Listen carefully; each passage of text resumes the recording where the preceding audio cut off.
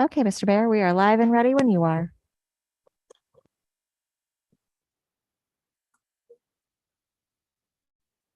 Okay, I'm going to call this meeting to order. It's a regular meeting of the Soldovia City Council, Monday, July 25th, 2022, time 6 p.m. We'll go ahead and do roll call. Swick. I know she was planning on calling in, so we'll probably see her in a little bit. Yeah, Peyton. no, I'm here. Oh, you are here. Okay.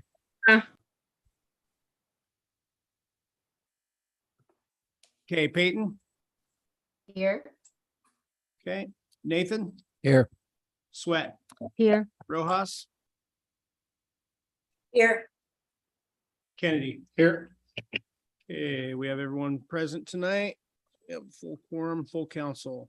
If everyone will join me in the Pledge of Allegiance, please.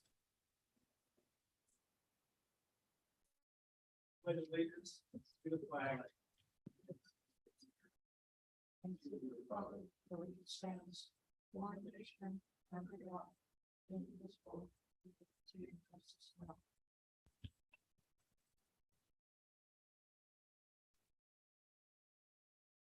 Okay,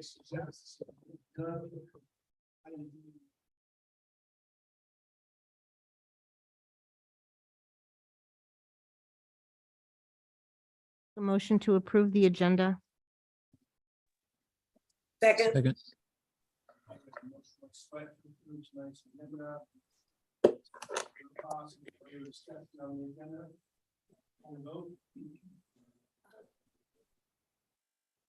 Heidi, this is Vivian. I can't hear who's ever speaking right now. I couldn't hear them here. Yep, sorry about that, Vivian. My mic was off. Okay, thanks. Okay, so we, I don't know if you heard me or not. So we do have, we have a motion to approve the agenda, second by Sweat, second by Rojas. No further discussion on the agenda. So we'll go ahead and vote. All those in favor of tonight's agenda, Swick.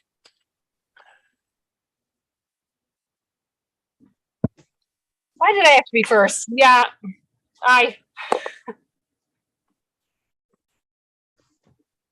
Okay. We all Peyton? take our turns, Jen. Peyton. Aye. Okay, I think we're going through a few. Okay, we're getting our technical difficulties figured out here. Nathan. Aye. Sweat. Aye. Rojas. Aye. Kennedy. Aye. Okay, motion passes 6-0. Tonight's agenda is approved. Item E, consent agenda. All items under the consent agenda are approved with a single motion, no discussion, and one vote. The council member may request to remove any item for discussion and a separate vote. Items removed from the consent agenda will be placed under new business. Tonight's consent agenda consists of one item, that's the approval of the minutes from the regular meeting, July 11th, 2022. Does anyone wish to discuss that, have that removed and discussed separately?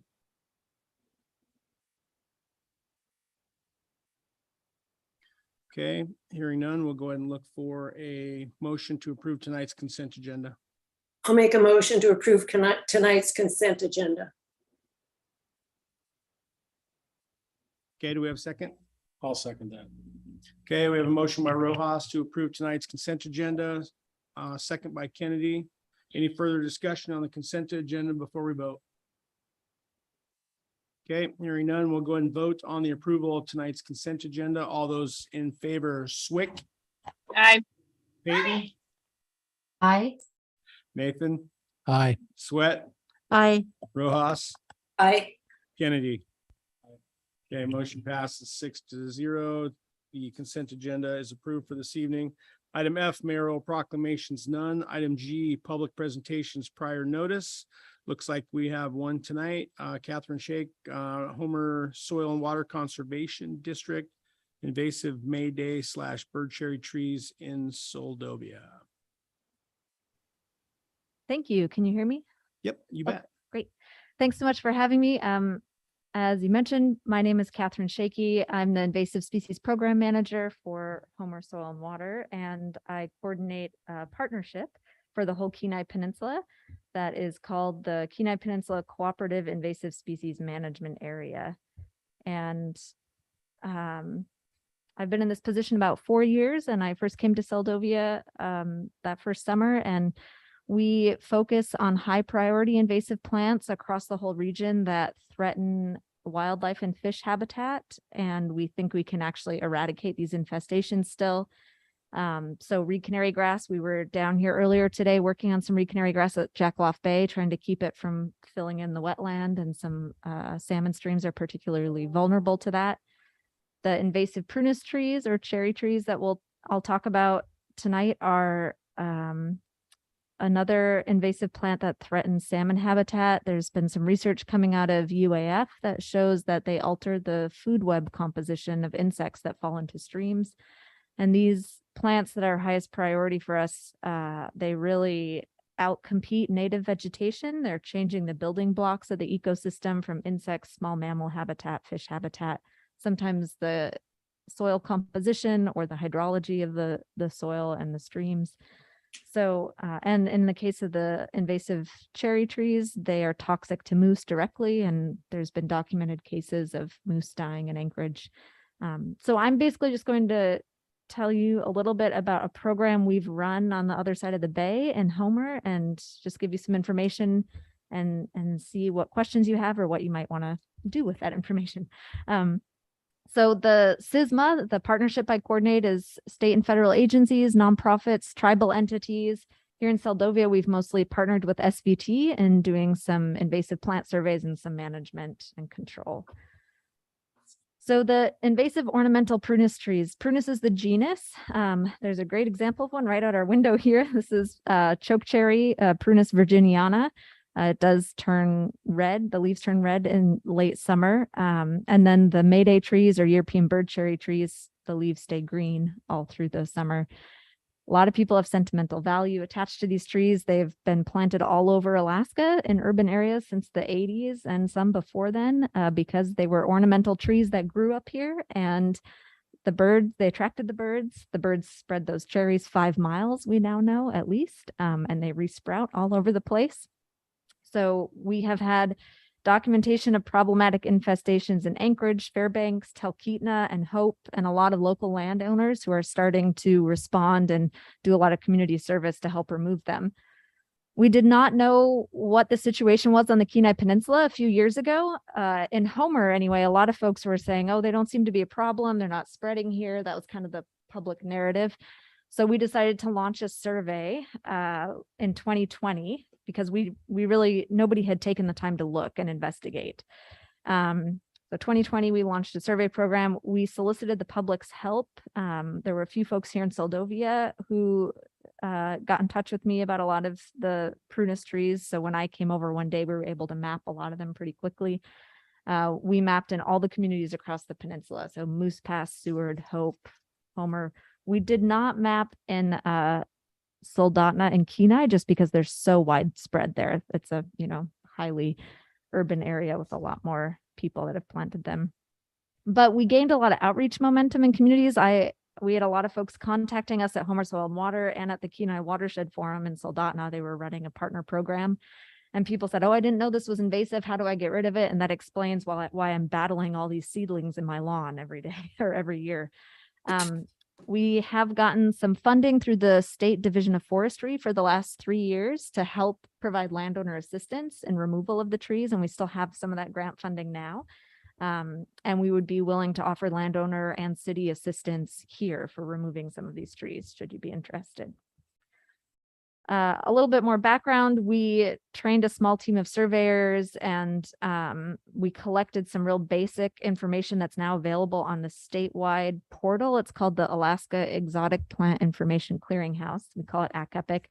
And any data collected on public lands is available there, so you can get a good sense of what's present on city property. I also shared a map with Heidi that you can take a closer look at. We gave presentations all over the peninsula to garden clubs, community clubs, trail committees, did radio programs. And the basic information we collected, in case you're interested, just the surveyor name, the species, height, density of the trees, if there were suckers or saplings. Sometimes what happens is people cut these trees down over years. They always resprout, but if someone had 4 big trees close together, cut them down, there's now a jungly bramble and it's really difficult to get rid of. And then we noted any escaped rogue trees in the area. So that was really what we didn't know. This is just some outreach material. We did radio programs too, seemed to be an effective way to connect with people. But we have what we call mother trees. So these are flowering in the background here. You can see this was a homestead off East End Road in Homer, and the mother trees, they create so many cherries each year that our goal in offering landowner assistance was just to reduce the amount of cherries that were out there propagating, being spread by the birds. And then in the neighborhoods of some of these homesteads, we were finding rogue trees that were out competing alders and pushki and willows and birch trees. So especially in wet streams or wet ditches, we were finding a lot of them growing. Here's an example of trees that someone tried to get rid of 15 years ago, and then the amount of suckers that sprout up and will just grow into small trees if you let them. Seedling flushes just directly under the trees after dropping cherries for so many years. And anecdotally, a lot of landowners we worked with reported that they had seen exponential growth of their own trees in the last 5 years in particular, and that they were welcome to have our help because, or our help was welcome because they were having a hard time getting rid of them themselves. So we offered both mechanical, manual assistance. We paid some local arborists to help landowners remove trees if they couldn't do it themselves. And then we also offer herbicide assistance, because if you don't kill the root system, you will get a really ugly suckering stump. And herbicide's a tool out there. We recommend it because we're able to use a lower concentration than the maximum required amount and only apply to either a cut stump. So you cut the tree down and you just dab the stump with herbicide. It sucks it down into the root system and there's no non-target impacts unless you drip a little on the grass right next to the stump.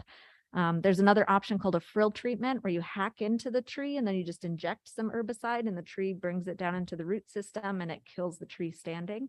That's definitely our preferred method because we don't have to coordinate with, you know, when someone might cut a tree down and being there, because if you're doing a cut stump treatment, you have to apply herbicide within 10 minutes or else the tree will start to create a protective membrane and won't absorb the herbicide. So we found a lot of landowners. We had a reimbursement program. We offered $100 reimbursement if you get rid of your tree for a while, but most people didn't want that. They just wanted the herbicide assistance. They didn't want to have to deal with that, but they were wanting to get the root system. You do have to think about how you're going to remove the limbs and branches of the trees because each branch can sprout a new tree. So we learned that it's best to do this work in the spring before there are cherries. So you don't worry about transporting a bunch of cherries to the landfill. That's where we ended up taking the branches if people didn't want to burn them themselves on their property. We worked with the landfill in Homer to have a burn pile there for them. I will just also mention that the wood is great firewood. It's good for carving. It is cherry wood, and it's good for smoking fish too. So we encourage people to use the wood as much as possible. Some other things that have come up as part of this program, the Alaska Food Hub was contacted because there was someone selling the Mayday saplings on the Food Hub, and a lot of local people complained about that, and the Food Hub encouraged the seller to remove them. They don't have a policy about it, but the landowner did remove them for sale. They're still occasionally being sold at farmers markets. And we have noticed members of the public putting pressure on farmers markets to eliminate their sale. The state of Alaska has not yet banned the sale of these trees, but it's been in discussion for over 3 years now. So we are expecting sometime soon that will happen. And then nurseries, we called all the plant nurseries on the Kenai Peninsula, and none of them have told us they are buying and selling the Mayday trees. This red-leafed chokecherry tree is still harder to convince people to not sell, but fewer nurseries are selling them than they once were.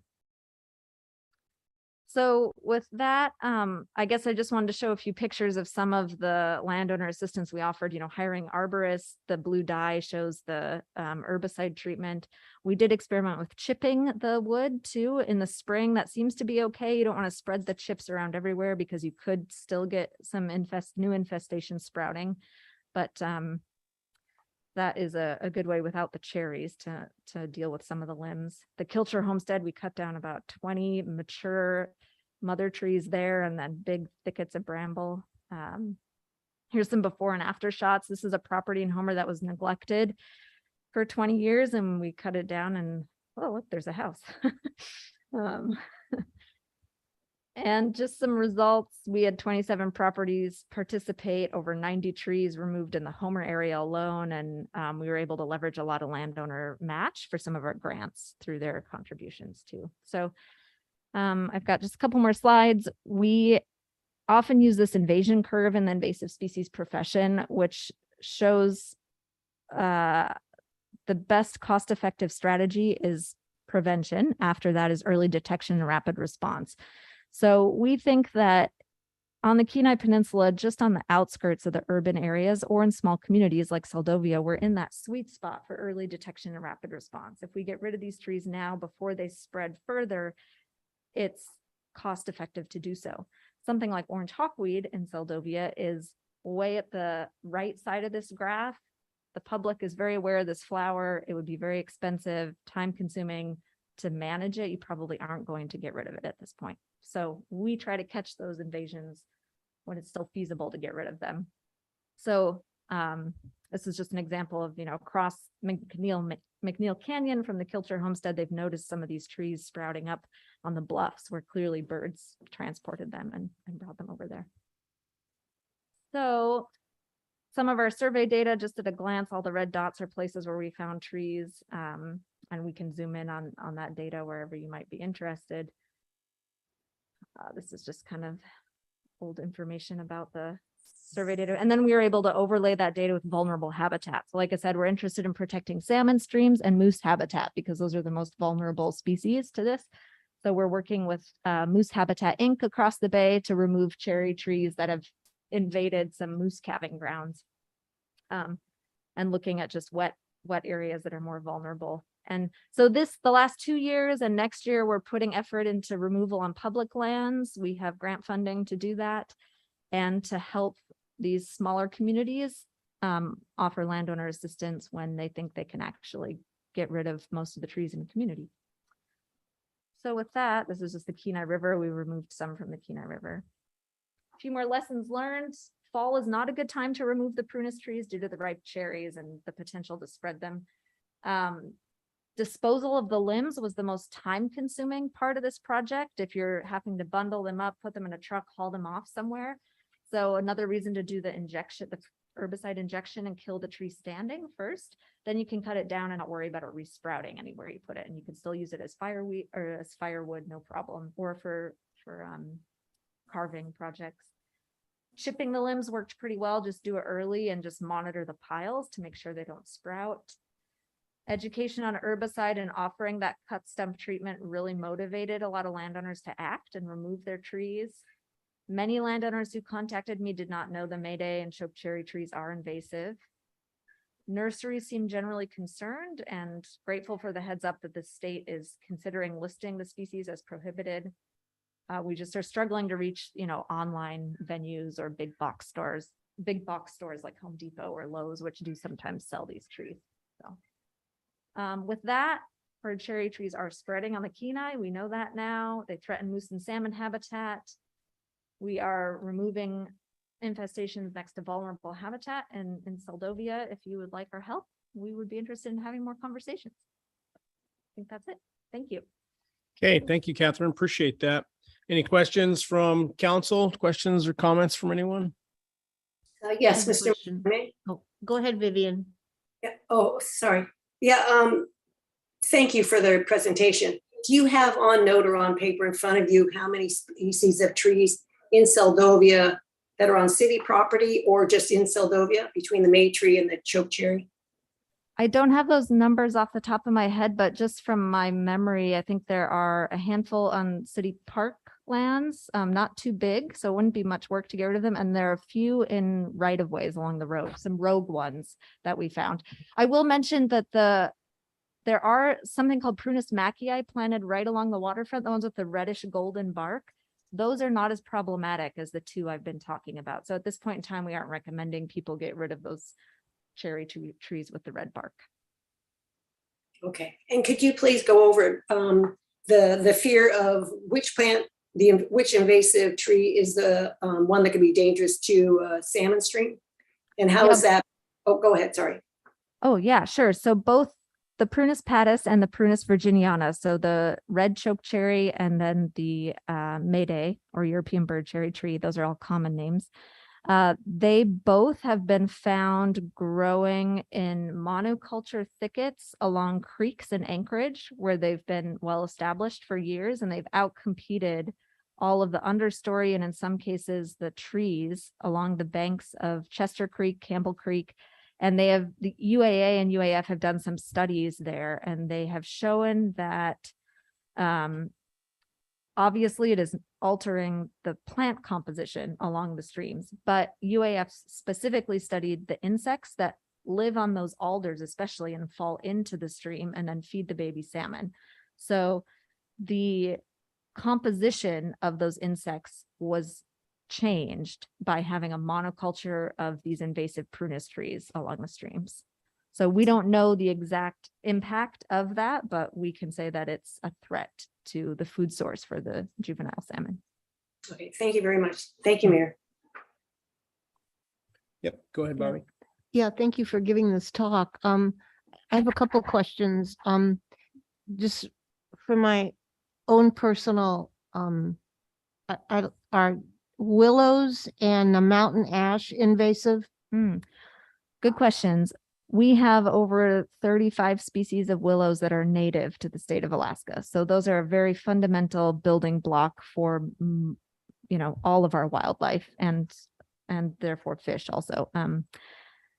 The mountain ash, we have a native species, but the trees that are planted ornamentally are European species that are introduced and not native. And they are spreading quite a bit. However, they are not toxic to moose. And so they aren't ranked as high on the invasiveness list as these prunus trees are, which don't have a natural browser. That makes sense. Okay, so, but you probably don't want to plant them in your yard. I wouldn't plant the European mountain ash. None of us who work in the invasive species realm are encouraging people to plant that. So it's not a great replacement, but we aren't putting grant money into removing them, if that makes sense. And what about the willows that are like everywhere? Like those are all great, they're important. okay. Yep. Okay. Yep. Mhm. Yeah, I was specifically thinking of our little lake out there. They're like everywhere. Yeah. No, Yeah. No, so- they're important for insect habitat, small mammal habitat, Oh, bird okay, well, that's habitat. good. They're the Okay. main food source for moose. So willows are a really important part of our ecosystem up here. Okay. Yeah. Okay. Thank you.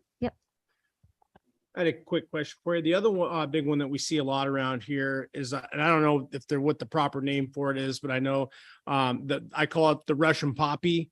It's the little red one. that Yeah. comes up. What is? Someone told me that was invasive, and I see them my lawn's got millions of them. And I don't know how to Yes. get rid of them. Yeah, that is orange hawkweed, we call it, even though sometimes it looks more red. That one is top priority for us on the list. But because it is beyond eradication, especially on the southern Kenai Peninsula and here in Seldovia, we've transferred from being a control or eradicate status to a containment status. So you basically want to try to prevent that plant from getting into the wilderness surrounding us here, because it has been, that one, it even has toxins that make it difficult that poison other plants. It reproduces underground, above ground, and by seed. So, and if you mow it, it stimulates it to grow more vegetatively, you may have noticed. So we spend a lot of time prioritizing where exactly we're going to use herbicide, for instance, because we don't use herbicide for long-term control. But if we are trying to prevent it from getting into the Caribou Hills, for instance, or, the Kenai National Wildlife Refuge anywhere, or the Chugach National Forest. So we'll use it selective areas to try to control it. On your property, you just have to take good care of your lawn and fertilize and you can use herbicide if you want to, just to try to knock it back for a few years and then intentionally cultivate what you want to be there. But it's a difficult plant that is here to stay in Seldovia. Okay, yeah, I might reach out to you individually then. Yeah, I'd be to happy to see. chat I'm more about it. sure there's number of folks in the community. So every time I mow it, it seems to come back stronger. Yep. Obviously, I'm doing the wrong thing here. So John, you had a question? Well, not really a question. I appreciate your comments. And it sounds to me like we have an opportunity to be on top of this Yeah. here. And I just wonder what type of resources you might be able to help us with as far as getting the awareness out to the community of Seldovia and the surrounding area. And then maybe now's a pretty good time for us to maybe identify those trees that we could do some type of spring cleanup. In other words, with pesticide and kill a few of them and maybe get us on top of it. I don't know. You know, I find it really hard to believe that anybody in Seldovia would have any problem with getting rid of any invasive tree like that. There may be a few, but I would think that we would probably get pretty good support for that. So we Yeah. appreciate you coming and maybe we can talk about that a little bit more. Yeah, one quick comment. We're working with the city of Homer this year to remove trees on their properties. They're actually paying us to do that, which is fantastic. And we've done kind of a combination of things like, so we have a crew, Casey here is one of our crew members. We've cut the trees down ourselves. In some cases, we've done the frill treatment. So we kind of do a case by case recommendation, and we could send a team out next spring, certainly to help. So. That's the thing that would be difficult for somebody like myself. I wouldn't know one tree from the other, you know, but Yeah. once I was with somebody and we learned, we could probably investigate more as well, you know, but not without a little bit of education along the line. Yeah. Thank you. Thanks, John. Anyone else on council or anyone from the public that's got any questions? You got one, George? Yeah, if you don't mind. Yeah, these things are not edible for people. They're very sour, is that correct? Yeah, they're very sour. I do know a few people who make jam out of the choke cherries, but I do a lot of wild harvesting and I would not choose to make jam out of them for the flavor, and they seem to have quite a bit of cyanide. I don't know that we've done any studies on the amount of cyanide in these particular two trees compared to other Prunus trees, but you know, certainly the moose, it tastes the bitterness of the cyanide as well. They learn not to eat them usually. And what is the herbicide that you use? We use glyphosate, which glyphosate, it's a Roundup product. So it's in the news a lot right now. It's very controversial. And that would be a whole nother presentation. I'd be happy to walk folks through, but we still feel like the way that we use glyphosate, it's small amount, it's 50% of what we're allowed to use. And we can either dab it on or we have a spray bottle. We're all DEC certified applicators. So we don't, you know, we're not allowed to apply if the wind speed is more than 6 miles per hour, things like that. So we're very conscientious and careful about it, but we do use glyphosate. And that's the only effective herbicide? There are many other effective herbicides, but they are more toxic. So the glyphosate will break down in the soil very quickly. And it binds to soil particles. It's not available to be swept down into streams or rivers. A lot of other chemicals out there are either more acutely toxic if they come into contact with a biological organism, can cause some harm, or they're more susceptible to being washed out into the waterways. And you said before you were mapping where these things are. I assume that means getting out on foot and covering the country. That's Yeah, by bicycle is how I did it around Homer. And then drive by. We have a huge partnership, over 30 members that are traveling to Kenai doing field work, and we get phone calls and texts and GPS points. It's a pretty neat network. Could you spot these things from the air? In the spring, when they're flowering, yes, there aren't many other plants that flower. The elder flowers maybe about that time, but we actually did an aerial survey around Nikolaivas because there's a lot of trees planted there this spring. And thankfully we didn't find any flowering trees outside of there, but you could, yeah. I had one more and I don't remember what it was. Just something you might think about. These drones today are computer controlled. And I Yeah. bet you there's a program you could put in that would lay out a search pattern. You can fly one of these things pretty inexpensively and cover a lot of territory. Yeah, we've had lots of conversations and brainstorms about that. Yeah, indeed. You think you're making a dent? I do, because we have been, gosh, the amount of trees we've removed in Homer and the amount of vulnerable waterways, I feel like we've at least slowed it down, which in my mind is our goal. We aren't ever going to completely get rid of these plants, but if we can slow it down enough, especially with how dramatically our climate is shifting right now, it gives the ecosystem a better chance of being resilient and our species a better chance of being resilient. Thank you. Yeah. Thank you, George. Anyone else from the public wishes to ask a question or have a comment?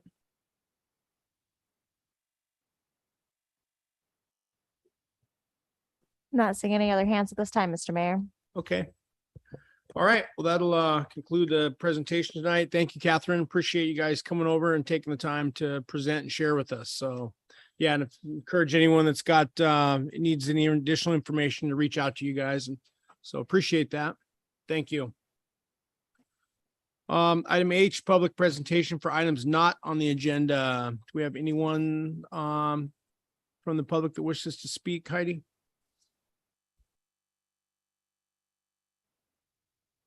I'm not seeing any hands raised at this time, Mr. Mayor. Okay. We'll go ahead and go to item I, committee and advisory board reports. I believe we don't have any tonight. Item J, administrative reports. The first one is going to be the finance report found on page 11 of your packet.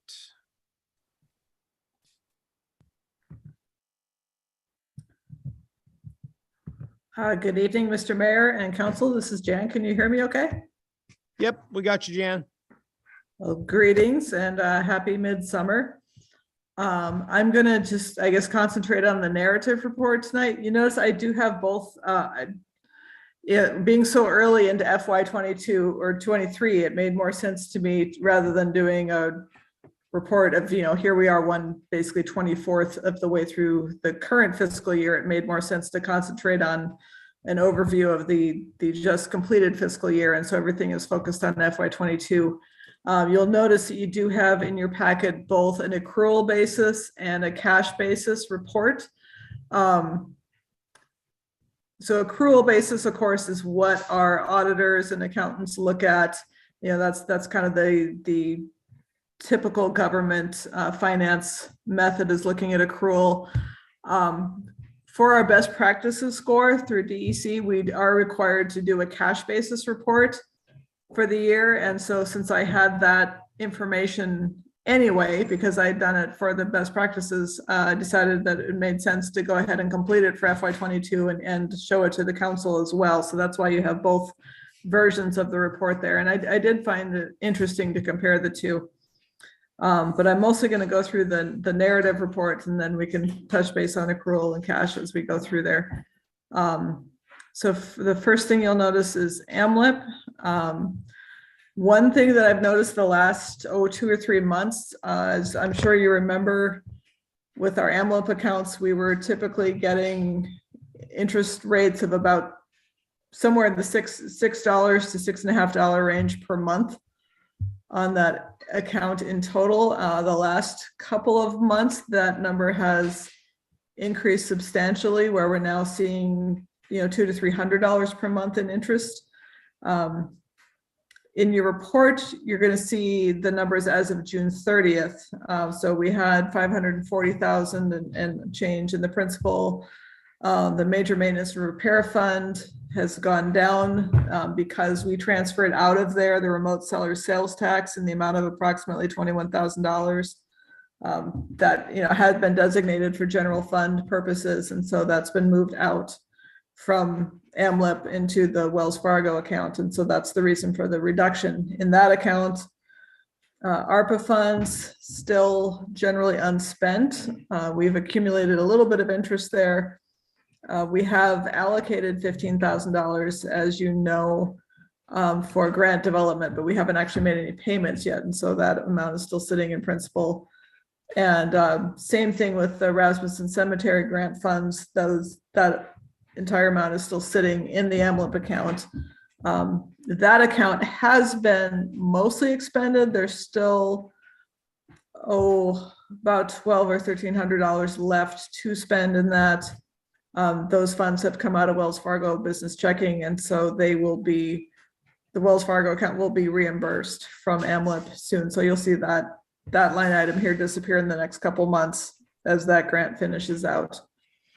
And then after June 30th, here on July 14th, $500,000 was moved from the AMLIP account to the Charles Schwab account. So the current balance in the permanent fund is $40,000 and change, not actually $540,000 and change as it is in the report here. In terms of the general fund, both the general fund and the special revenue funds, all the amounts that you'll see are reflecting the adjusted revenues, that were done partway through the year. If you looked at our originally budgeted revenues, we ended up with 112% of those originally budgeted revenues. With the adjusted, we ended up at 96%. Sales tax at 94, property tax at 102, personal property tax at 87. Motor vehicle tax, we somehow got it right on at 100%. Our expenditures were at 86%. We definitely have a nice end of year note for the general fund. If you look on the accrual basis, we ended up in the black in the general fund at approximately $94,000. On an actual cash basis, fairly close, $97,000. So that was a nice way to end FY22. Moving on to the special revenue funds, you can see that both on water, sewer, dock, etc., our revenues all exceeded our expenditures, and revenues exceeded the adjusted budget. Expenditures were lower than the adjusted budget, which is great news. However, on some of the funds, we still were in a deficit because the budgets were not themselves, balanced. They weren't designed for revenues to meet expenditures. And you will see some disparities here. So if we look at an accrual basis, the water special revenue fund ended up in a deficit of $5,700. On a cash basis, we were actually in a positive balance of $2,900. And I have not had time with these two revenue funds, with water and sewer, to actually dig into where exactly that difference came in. On the dock and the harbor, it's a little more clear cut. And if you'll excuse me, I am hearing an EMS page. It might be a late pager test, but I'm going to have to listen for just a second.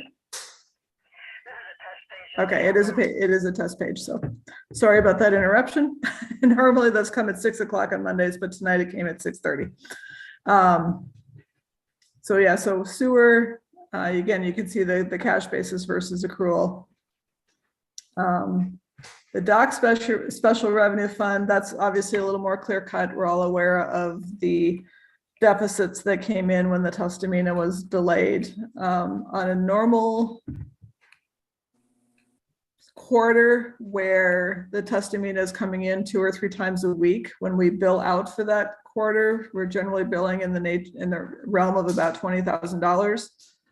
Obviously, we missed from October to November, or October to December, we had very few visits. From January through middle of July, we had almost no visits. And so that put our dock into a pretty tremendous deficit for the year. It wasn't quite as bad on a cash basis. That's because obviously the quarter that ended in June 2021, on an accrual basis, that went to FY21, but the actual payment came in FY22. And so on a cash basis, it looks a little bit better, but we really do need to look on the accrual basis there. Harbor and Jackaloff. Harbor did end up in the black this year in both terms. On a cash basis, was in the positive about $20,000, and accrual basis about $27,000.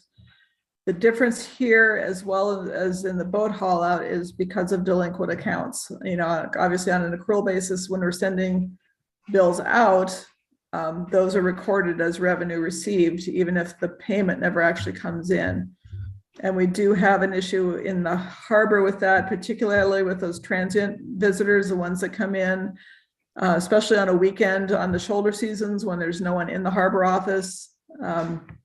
Layla does a great job of capturing those visits with cameras and so on, but when we bill those out, we just don't necessarily receive payment back the same way we do when there's actually someone staffing the harbor office. And so that's where we see a little bit of that deficit. And then that's even more reflected in the boat haul out special revenue fund. And this is one where we really see a huge difference. You can see our revenues were good on an accrual basis, 134% of what we projected and only 72% of expenditures. But when we look at accrual versus cash, we see on accrual basis, we have a positive balance of $15,000 and change. Everything looks great. When we look at the cash basis, that's where we see a deficit of nearly $5,000. And so it's a huge difference. And this is largely due to the delinquent accounts. It's those boats that sit in the boatyard and people basically abandon them and don't pay for storage of those vessels. And so this is the account where we're really seeing that the most.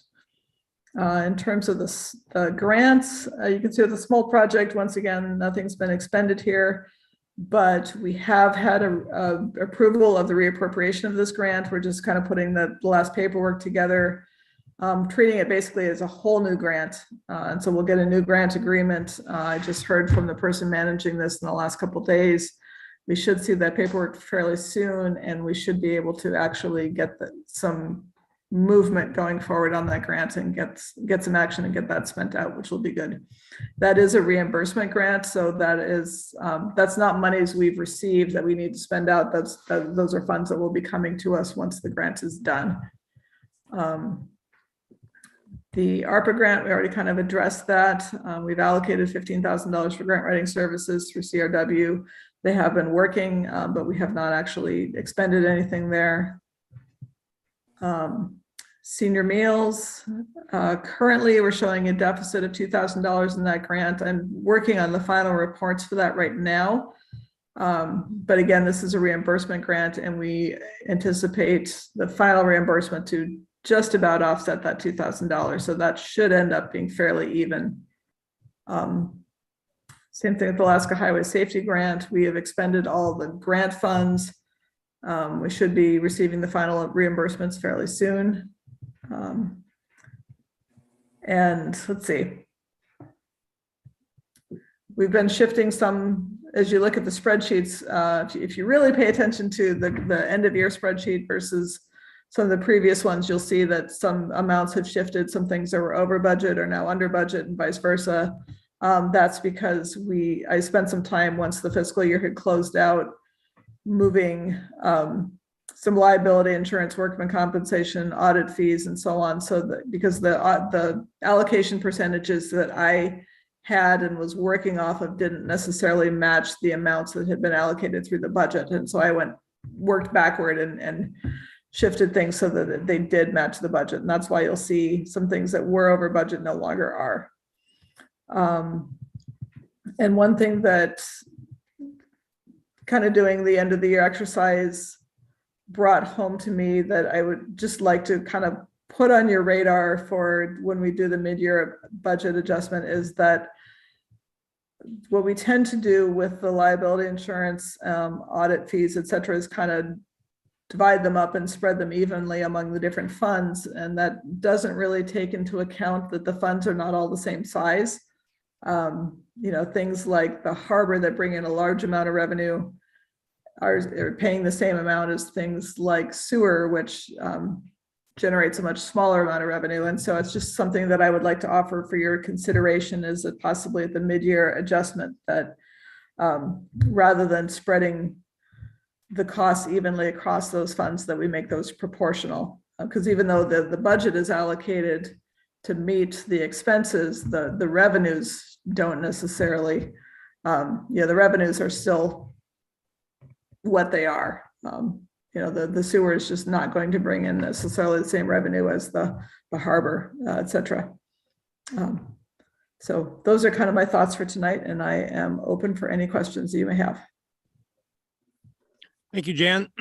Appreciate your report and the narrative.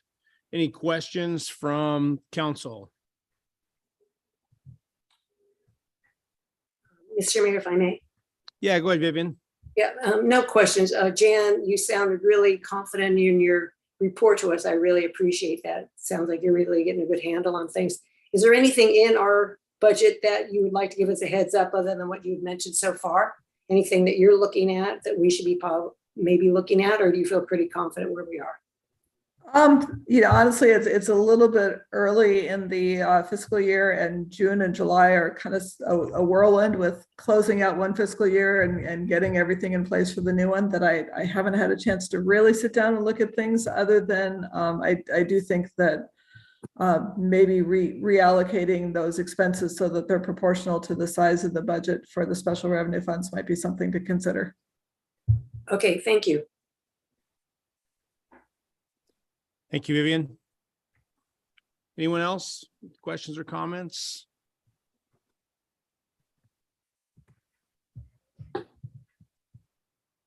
Okay, thank you, Jan. Appreciate the information tonight. Thank you. Okay, next is the Chief of Police report found on page 16 of your regular packet.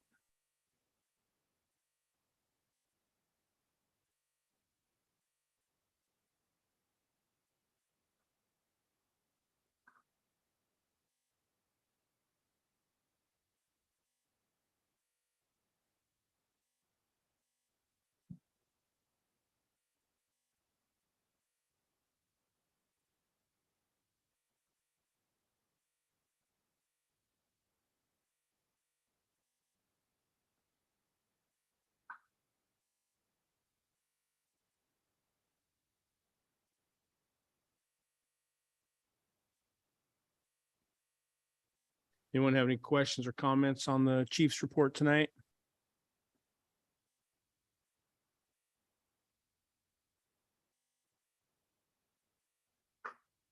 Okay.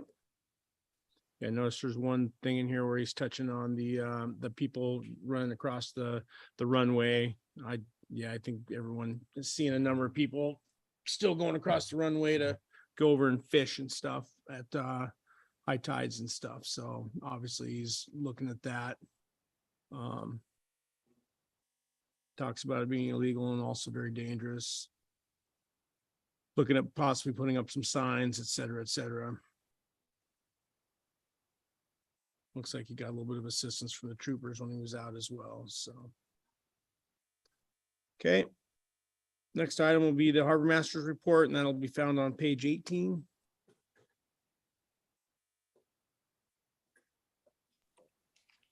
Hello, Mayor and Council. Can y'all hear me? Yep. Go ahead, Layla. Okay, well, it's kind of been a crazy month, but we're getting towards the end of it here. So we survived the July week. We survived Tug Nuts and the Chinook Challenge. That was a fundraiser for fire and EMS. That was a success, and everybody had a lot of fun with that this year. Upcoming things are fire extinguisher annual inspections. Working with Bay Safety on that. We haven't gotten a date set in stone yet, but hopefully soon. Waiting for Holly Wells to get back to me about the Guskamo, and then we'll proceed with the boatyard. And that project, I think, is going to kind of coincide with some of the problems that Jan's having with the boatyard with past accounts. Hope that that'll kind of help with that problem also. So been doing water treatment while Jordan's been out of the office. That's going pretty smooth. Gonna be doing that till the end of the month. For the cemetery, the shed is done and complete. And our next step with that is we're looking for volunteers to help paint it on a nice sunny day.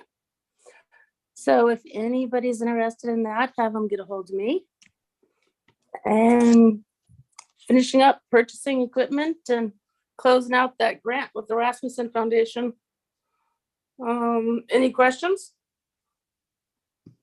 Thank you, Layla. Any questions from anyone on council?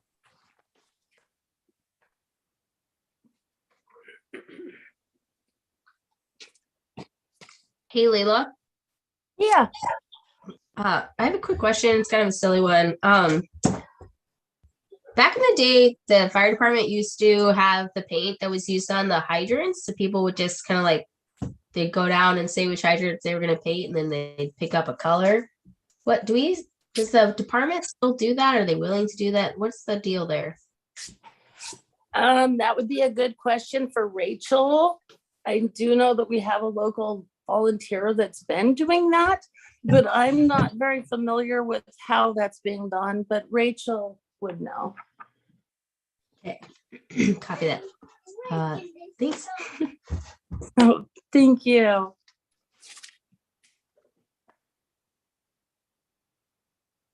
Well, everybody have a good night.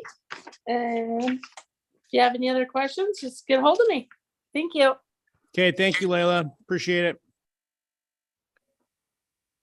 Okay, the last one will be on, let's see, I guess no public works maintenance report. That'll be later on in August 8th, since Jordan's out.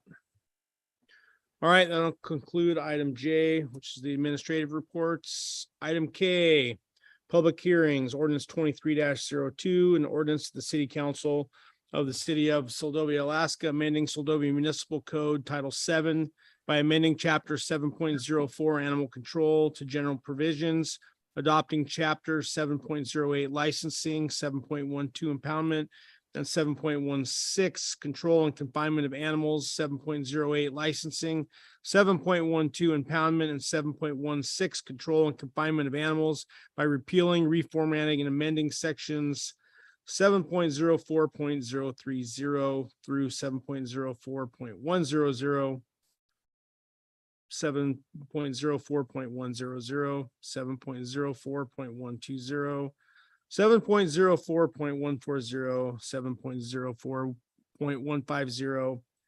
7.040. I think something got screwed up there.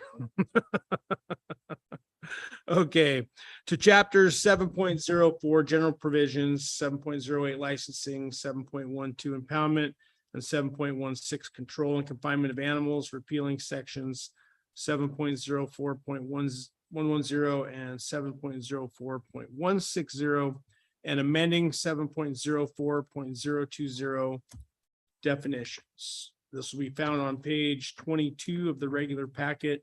That's possibly one of the longest ones I've ever had to read. Yeah. I apologize, Mr. Mayor. It is because it was a reformat. So Yeah. a lot of the language is staying the same, but if you looked at it previously, what was happening in the title is it was Title 7, and then it just said general provisions as the main overhead, and then it had all these subsection or all the chapters. The chapter was general provisions. Sorry. So the title was animal control. The chapter was general provisions, and under general provisions was all of the sections. So this way here, the title's still animals. The chapters start with general provisions and then moves on from there. It breaks them out. It's easier to find, I think, instead of having to search throughout all the topics. You can go to a specific topic that you want. And I apologize for there is a typo, as you pointed out, the 7.04030 to 7.040100, and the next one should be 7.04, and it says 100 again. That's supposed to be 110. Okay. So I apologize for that. And then the second one was the 7.040.170 is obviously that's 7.04.0 or 170. So there's an extra 0 in there. So I apologize for that. That was a lot of numbers. Okay, we'll consider those clerical. It can be easily fixed. Thank you. So this is ordinance 2203, and as previously discussed, the first meeting of June, the changes made, the big changes were to include a 3-year or lifetime dog license requirement for animals that are 6 months or older, instead of the current requirement for dogs to be licensed at 3 months or older, and that's annually currently. So this now with this new ordinance, register once, you're good for a lifetime of the animal, or unless you're not spayed or neutered, and then it's 3 years, or if you choose for some reason you want 3 years instead, that is an option. The other change was that, per council's recommendation, the requirement for a kennel license for 4 or more animals is no longer required for private animal ownership. Now that requirement for a kennel license is only for commercial business purposes pertaining to animals. The ordinance was also reformatted as we discussed for those chapters of Title VII. It updates definitions, separates code language pertaining to licensing and kennel licensing, removes the minimum hold time on animal impoundment, and removes sections pertaining to exemptions and disposal of dog at owner's request. All the other language remains the same. Okay, thank you, Heidi. We'll go ahead and open it up to council for any questions or comments on ordinance 23-02.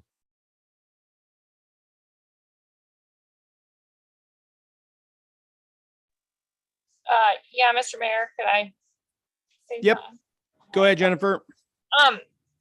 So we're eliminating the requirement for a private kennel. Is there a reason that it needs to be listed in there? It's listed all over the place still in the ordinance and in the code. Can that just all be eliminated? Mr. Mayor, if I may? Yeah, absolutely. It could be. I did leave it in there because in the past we've had an issue where things, when they aren't defined in code, then it's like, well, what is that? What's the difference? And so I did leave it as a definition just so that we can see that difference clearly in the code. But if you want it removed, it could be.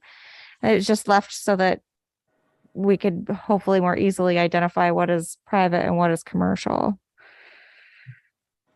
Okay. I don't know. I guess I see where you're coming from. I just reading it otherwise just seems like it would be in there for a purpose, but I either way, I'm just happy that we're not requiring it, I guess. So I'm fine either way. And I have also just a little note here. I'm gonna head home here in a couple minutes, so I'm gonna log off for a few minutes, but I'll be back. Okay, sounds good. Thank you, Jennifer. Okay, anyone else on council have questions, comments on ordinance 23-02?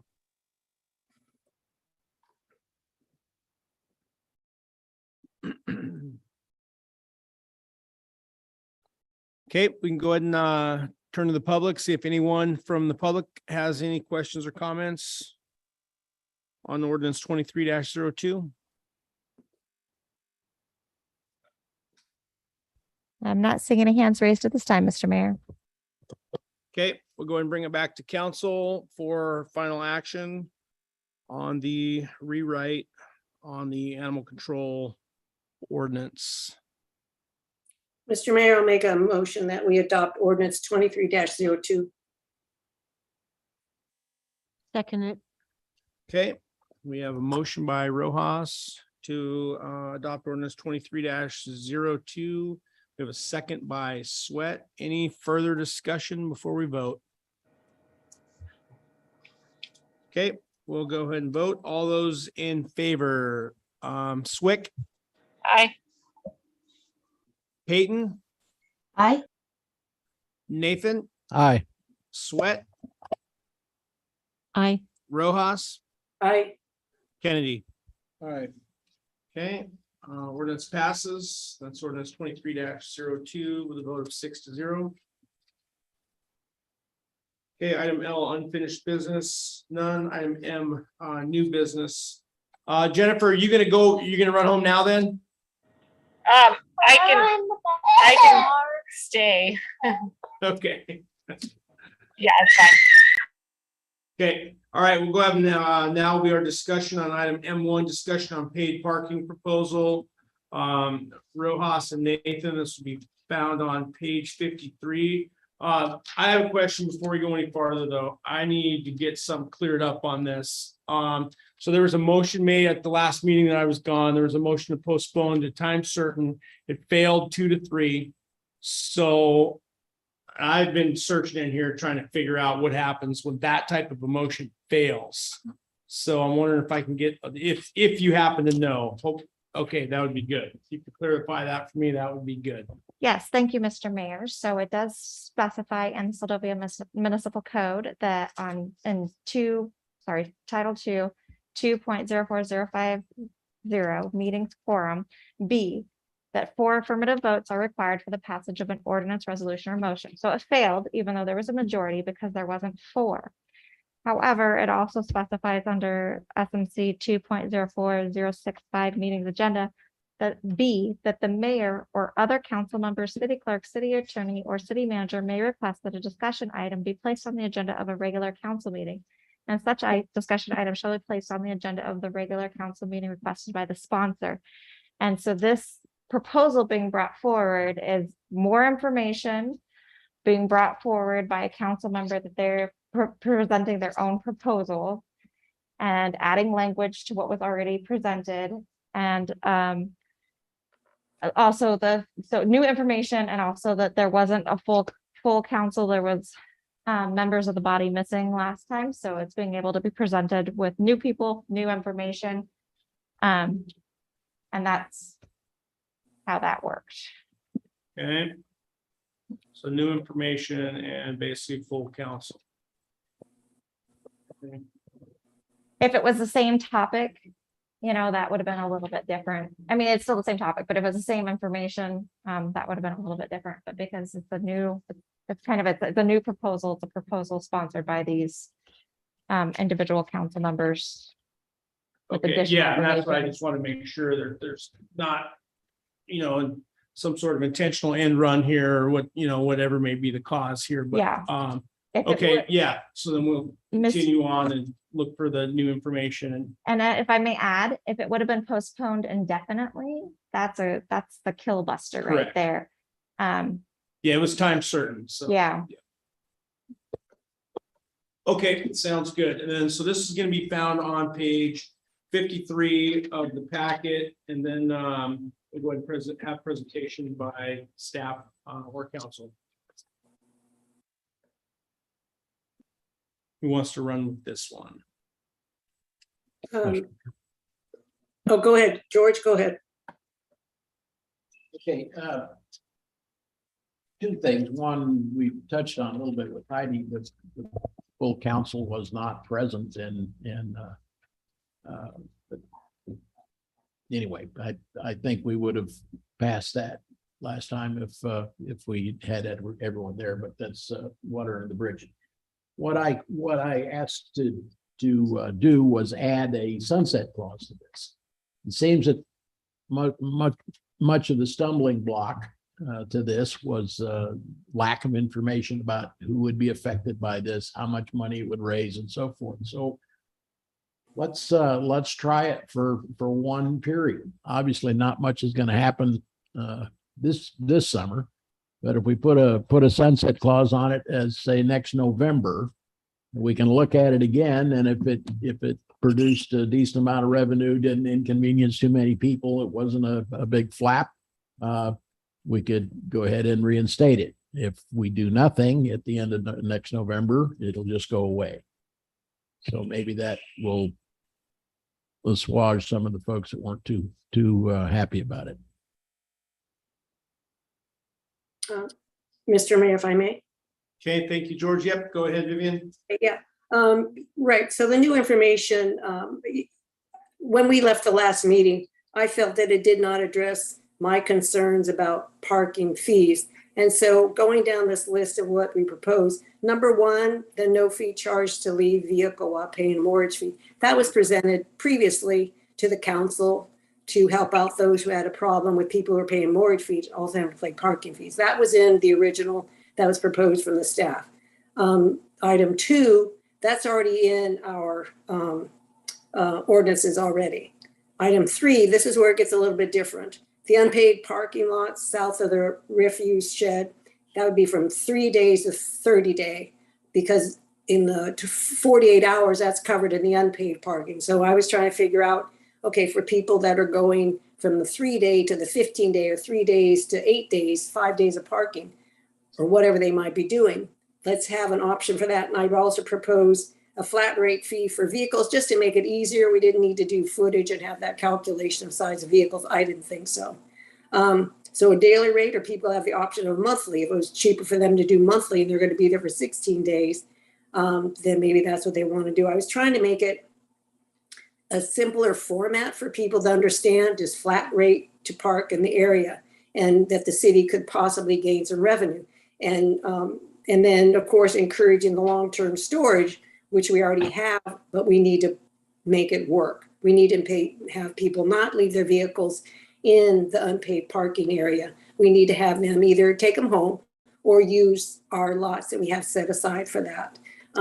And again, we have many of these things that are ordinances, but we need to address them. And this is all based on people start following the ordinance, that when they park their car, they go over and see the harbor master and fill out their name, driver's license, the demographics, why they're parking, how long they're parking, and that gives our data to look at. And I appreciated George's addition of the sunset clause. I'm hoping that council will move forward with this and we can try it and see how it works and how the community takes it. And it's moving forward with trying to save the city a few bucks and trying to make a few bucks for us in that same realm. If you have any questions, please ask. Thank you, Mr. Mayor. Okay, thank you, Vivian. Mayor Campbell? Yep, go ahead, John. I don't have any questions. I just have some comments. As I stated in the last meeting, I just don't see where there's enough sufficient evidence or research to find how much money are we going to make doing this. The numbers I received were $6,000. I don't think that it's the $6,000 are going to cover the policing and the extra work by the harbor master. The harbor master herself has indicated that raising these fees, she's going to spend more time chasing that. I think there's other ways we can raise the money without putting it on the locals that are here.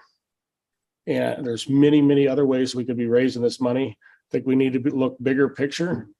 And I just don't think it's a good way for us to go. There's other things that we could make the money on. Thank you, John. Anyone else? Yeah, I just have comments. Yep, go ahead, Bobby. Yeah, you guys, I think this is great. You did a good job here on presenting this. Personally, I've always been in favor of the paid parking, mostly of the long term, because I could never really figure out myself how it would all be presented and put together, but this is great. Nothing wrong with trying it.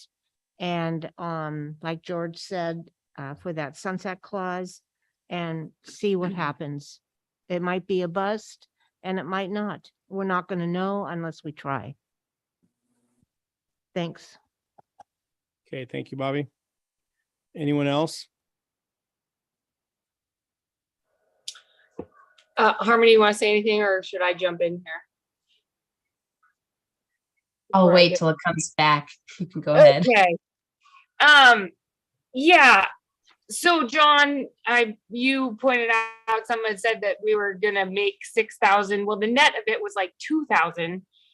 And that was before considering giving free parking to all the moorage, who I talked to Layla, who said that was the majority of people parked there anyway. So there goes most of that money. And then is this yearly moorage? Is it 6 months? Is it transient? Is it anybody paying any kind of harbor fee gets to park for free? Because people are going to ask that. And the multiple vehicle thing is still an issue. So many people drive multiple cars, and it can't be the same as one boat per slip, one car per boat. They're not the same thing. And then you get into the crew. So the boat gets one free parking spot, but all the crew have to pay when they go out on a fishing trip. That seems not very fair to them. Yep. Mayor Campbell? Yep, go ahead, John. I think you turned your mic off, John. They're going to be parking on the streets, all of them. Okay. And I still don't believe that it's going to make up the difference for policing. Let's put it to the public and see what they want. Mr. Mayor, if I may. Yep, let's see, hold on one second, Okay. Vivian. Jennifer, did you have more? Probably, but go ahead. Yeah. Or Mr. Mayor, if Harmony would like to speak, I know she was right there. Yep, go ahead, Harmony. I think that everything that I said on this topic 2 meetings ago remains the same. I think that our community needs to start making investments in itself, to start maintaining its infrastructure in a sustainable way that that targets the people using the infrastructure that's being paid for, rather than just raising taxes on the few people who live within city limits. As we all know, we discuss frequently, are not the only people who are using the infrastructure, but that that take on the biggest burden of maintaining it. We can't continue to raise things like sales tax and expect our community to be able to afford that either. It's already raised just such an exorbitant rate in a time of inflation. I realize that this adds to that conversation, but any step that we can take as a city to make ourselves sustainable, to bring our infrastructure up to snuff, it's reasonable. Honestly, I know that I started talking to Layla about this a couple years ago. I've talked to Vivian about it. I live right above the harbor. I walk by the harbor every single day. Those are not long-term, big picture numbers, but I do know that every drop in the pail counts, especially if it's used appropriately. And I think that our existing government, our existing staff does an excellent job of being aware of being really good with their purse and being really upfront with the public. And I think that George's thought of a sunset is a good idea. I think that if we're going to approach it that way, I would like us to, instead of just jumping the gun and trying to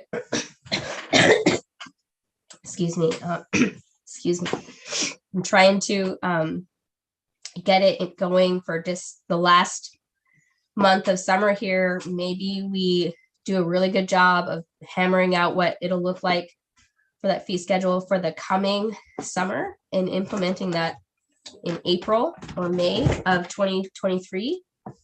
I think that's my thoughts for tonight. Okay, thank you, Harmony.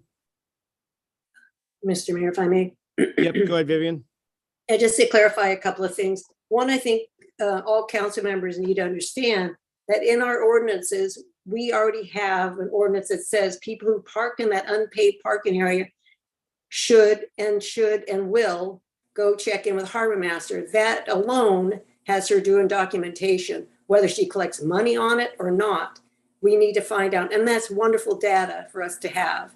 And I would encourage those council members who are against this to please bring forward other ways to make revenue, bring plans together for the city. And I just think because we've got something here that can happen and work for us, let's try it out. We've got a sunset clause, but we have been working on this for a couple of years. And so we all need to know how many people do have mortgage fees or mortgages that don't get charged because Councilmember Swick decided that would be a good thing to put in. And it's handy for people. And again, people need to talk to the harbor master. It's in our ordinance. So if they have a 6-month mortgage and they're not, and it's the 9th month, then they pay. She has documentation and they need to bring her documentation of why they're parking. And so I think we've got issues that that will come up and that will be easily taken care of. I just like to see something move forward on this and start collecting, and we'll see how much it makes. Thank you, Mr. Mayor. Thank you, Vivian. Okay, I have one more. Yep, go ahead, Jennifer. So yeah, we have that in our ordinances already that people are supposed to check in with the harbor. I've never once checked in with the harbor when I'm parking, and I know I'm not the only one. It's the enforcement of all of this is going to be so difficult, and it's going to cause so many problems for so little money. It's going to turn into, sure, we send these people bills, but so they park their car for a month. It's what, $40? How many people are going to throw that bill right in the trash because we have no leverage to collect that?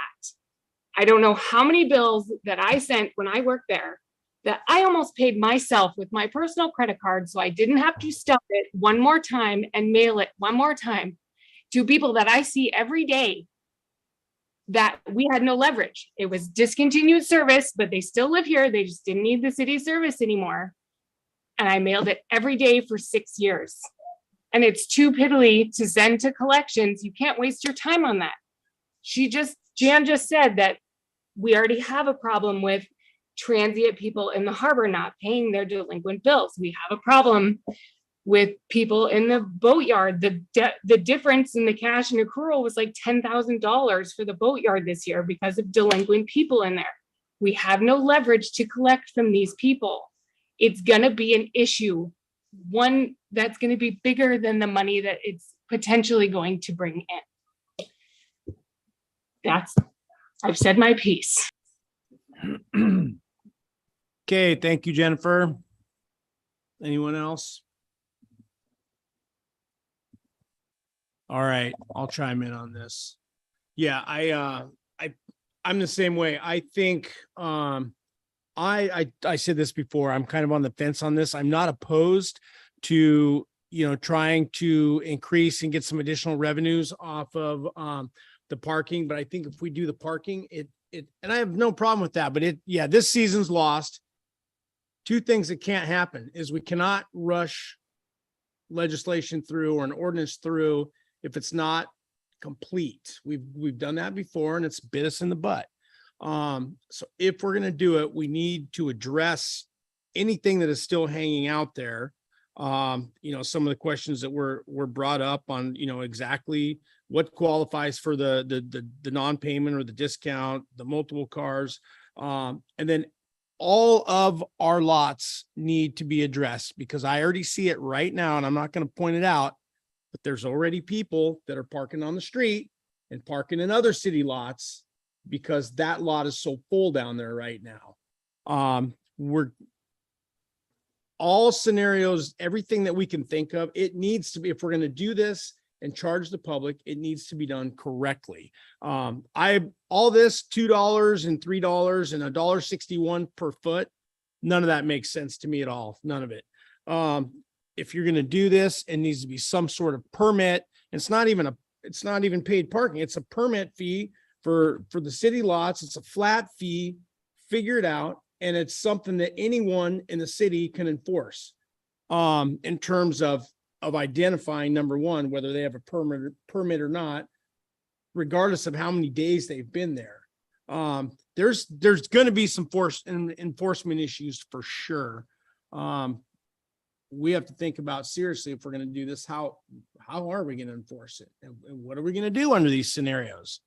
Are we going to continue to send a 65-cent letter every month for in perpetuity, and just continue to pay administrative fees to collect a $30 or a $40 parking fee? I don't know, but I agree that I think this is, as it stands right now, this still needs some more work. I'm not against it, but I'm against it in its current form. But in the long run, I'm not against the thought process of this as long as we do this right. So I'd like to see this come back, have us work on it, and definitely make it a priority, either have it voted up or down early enough to where we can get the entire season next year if we're going to do it. To me, it makes no sense to try to get past this now and get a month or two here at the end with and pissing a whole bunch of people off. So that's my 2 cents. Let's go to the public and then we'll come back to see what the council wants to do. If anyone from the public wishes to speak. Yes, Mr. Mayor, it looks like we have a Miss Laurel Hiltz.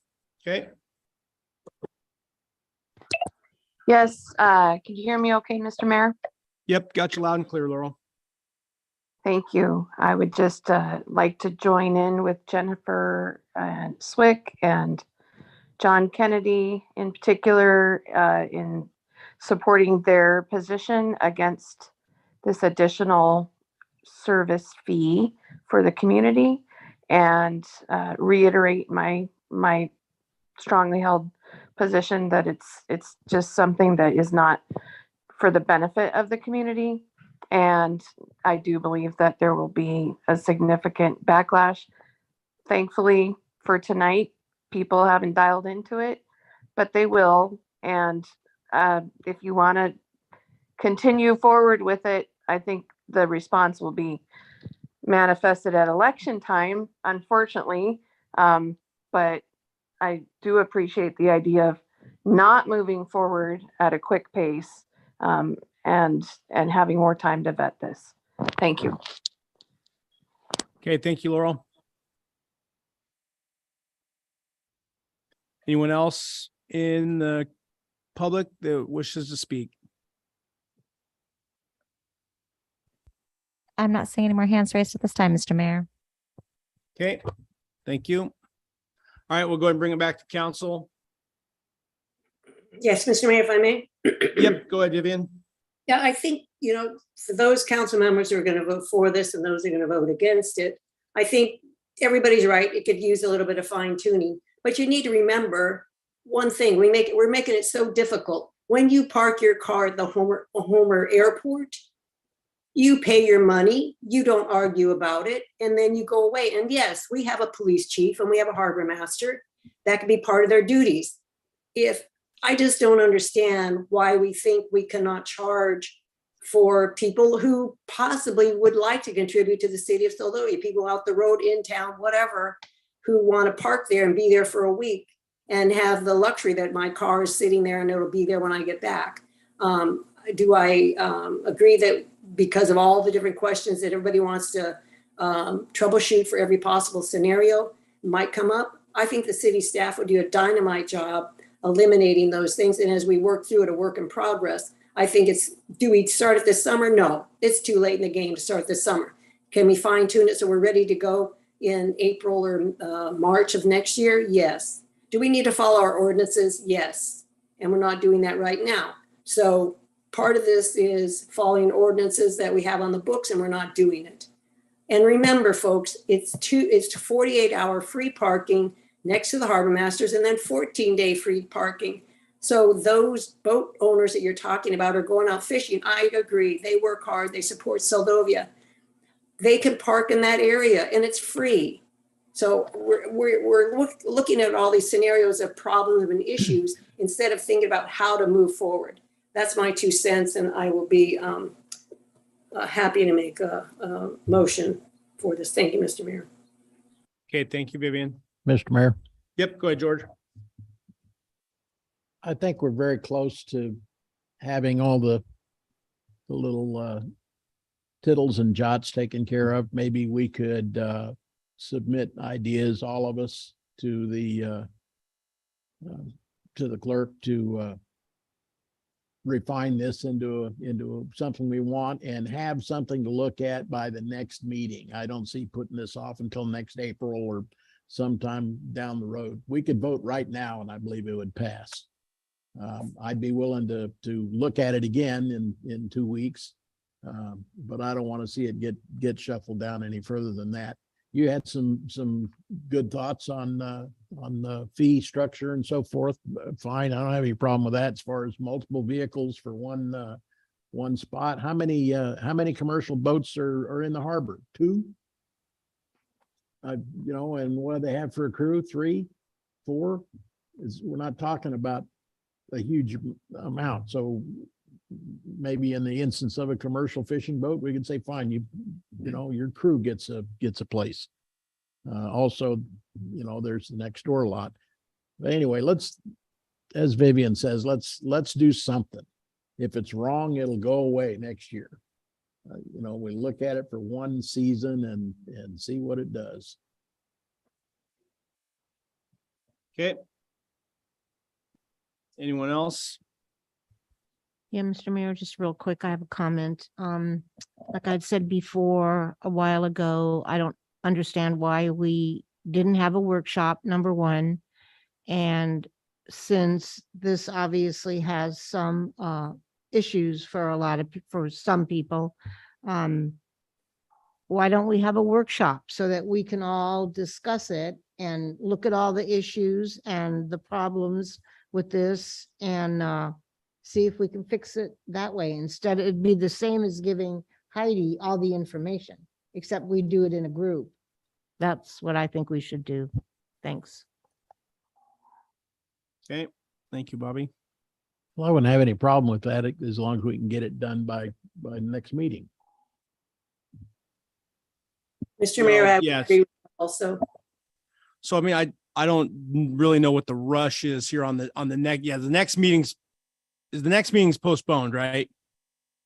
No, Mr. Mayor, there is an August 8th meeting, but the August 22nd meeting is postponed. My question to council, and maybe I'm out of place here, but even if there is a vote tonight on approval of the proposal, there's still the pieces of implementation, right? So amending the fee schedule, if there's any ordinance language, signage, things. So I guess my question to council is, after hearing Councilmember Nathan's comment as how fast of a turnaround he's anticipating or expecting a proposal, if approved by council, to be presented. Right, and that was my thoughts. I just don't see the advantage in doing it. I mean, I'm not implying that we, wait till next spring. I'm just saying over the next couple months, I think this could all be sorted out, all the pieces of it.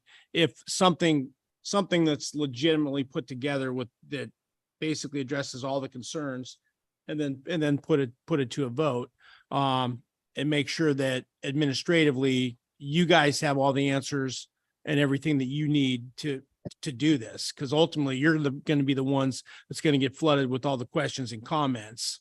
I mean, there may be a few council members that get accosted on the street about it, but ultimately it's going to be phone calls into the city office to see what's going on.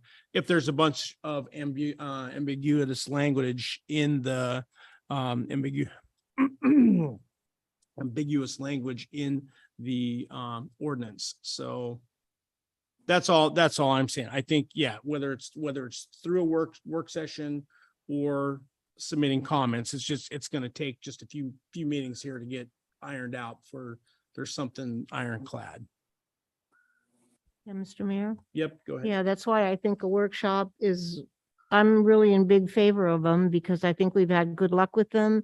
Lots of ideas. Everybody can bring their ideas to the table, whether they're positive or negative, and we can hash them out and then get it all squared away, whatever the issues are, and then present it back to Heidi.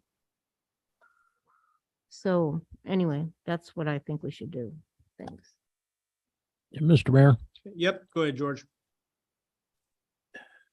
I don't know, we spent a lot of time in this room, it seems like, and we've been battling with this particular issue for, it seems like, years. And am I to understand that if we voted on this proposal today, it still has to go be massaged as far as fee schedules and all the other little pieces of it? Is that correct? Go ahead, Heidi. I mean, I believe so. I don't know that this is enough information, and I would send that question, I guess, to our city manager, Ms. Friedlander, but I don't think this is enough information to just implement this plan tomorrow. We have to have guidance and education to be able to provide to the public. Signage, it's not in our fee schedule, so that's a great place for people to see what the price of fees and services are. So that's a bigger piece to the discussion that maybe could be considered, is how this is the plan. If approved, now how are we implementing it? But I leave that up to you, council. Thank you. Mr. Mayor, if I may, Yep, go ahead, Vivian. seeing how I was a proponent or a champion of this, I'm willing to have a work session. Because as George said, I think I have 4 votes. We have 4 votes to move this forward, but I totally understand the concerns and the massaging that needs to be done. So I think a work session to do that makes sense. And I just don't want to see it be put off. So I agree with George. Let's have it in the next 2 weeks and bring it to council for our August 8th, if it works for everybody. Hopefully it would. And let's work out the issues and see what we've got. You can't find every scenario and fix it, but yes, is there some things that need to be clear? Yes. Do I want this done before 2 more years passes by to issue and see how it works? Yes, but I'm willing to wait a couple weeks, or let's have a work session in the meantime. And if Councilmember Nathan, who is co-sponsoring this, agrees, then we're in agreement. Mayor Campbell, Yep, go ahead, John. could we please take into consideration the time of the year this is and what our personal schedules are? Well, that's what I don't understand And- why this. And the next thing I've got, and we're only talking about a couple of weeks here, I'm not against a workshop at all. But we're still not gonna acquire any revenue this year. There's too much left undone here, and I just don't want to find us in the same position as we are with the sale of that lot. Okay, Mr. Mayor, yep, go ahead. I think one thing we have to remember, nothing here gets done today or tomorrow. It's a long process and it needs to be thought out. We can't do things quickly. That's been our problem in the past. I mean,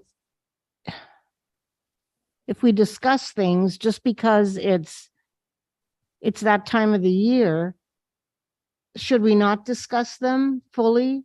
I mean, I kind of agree with the mayor that maybe, it doesn't have to get done exactly before the next meeting, but it should get done in the next month or two. We shouldn't keep procrastinating with this, because we've done that for quite a few years to get to this, to even get to this point. So Heidi, can we have a vote on a workshop, or the council's thoughts on that, or a yes or a no, or what? Yeah, so Mr. parliamentary Mayor? procedure here, we would have to have someone have to make a motion to postpone this until a time certain, which is a workshop, or to conduct a workshop.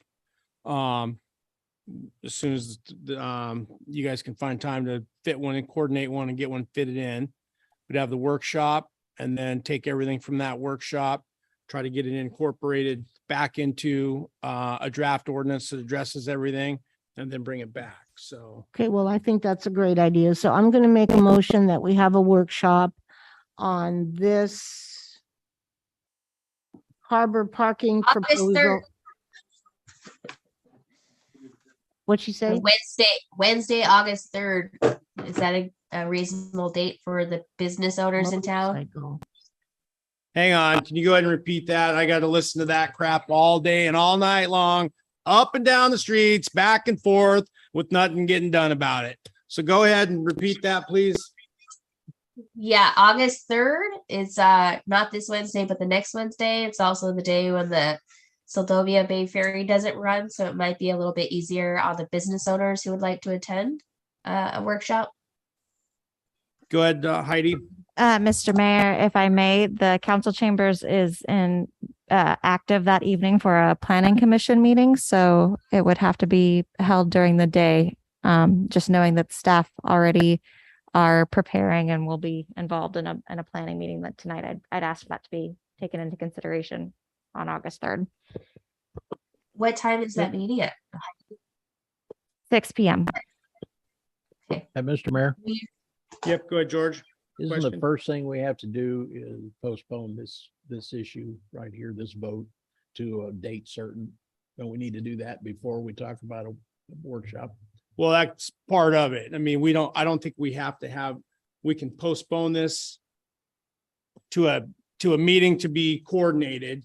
It's just not, it's not postponed indefinitely. It's postponed to a time certain, but the time certain, I think, has to be coordinated through, like we do with all of our meetings.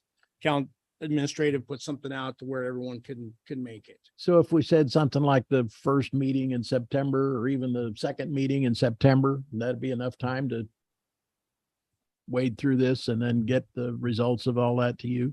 I would think that'd be enough time, and yeah, I mean, that gives us the next, 30 to 45 days to find a work session in there. I would think that'd be plenty of time to do that. And I think that's fair. So, Okay. yeah, and yeah, not saying we have to wait till the end, but you guys work on trying to coordinate with everyone so we can make sure. I mean, John's busy, we're busy. Yeah. I'm not available August 3rd, but I would be available before sometime in September. Yeah, and I think we need to make sure that all council can make that. Because I don't mean, this is obviously everyone here can count. So we want to make sure that, we've got full participation. So would that work with Heidi then, if someone made a motion to postpone until a work session can be coordinated? What do we Sounds good, Mr. Mayor. call this? A parking proposal? Yeah, just parking. Yeah, parking proposal. Yep. You did. I don't know. If you want to go ahead and repeat that? I don't recall what the.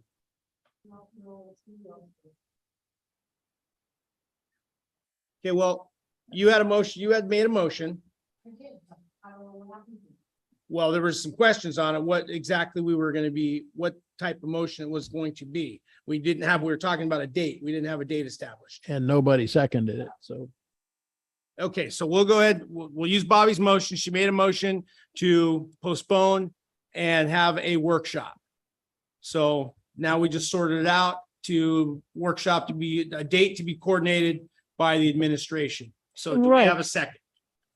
Second, Okay, George, you got a question? Well, yeah, what we wanted the date certain for was the meeting to vote on the thing after it's been massaged. The work session is not, we don't really need a date certain for the work session.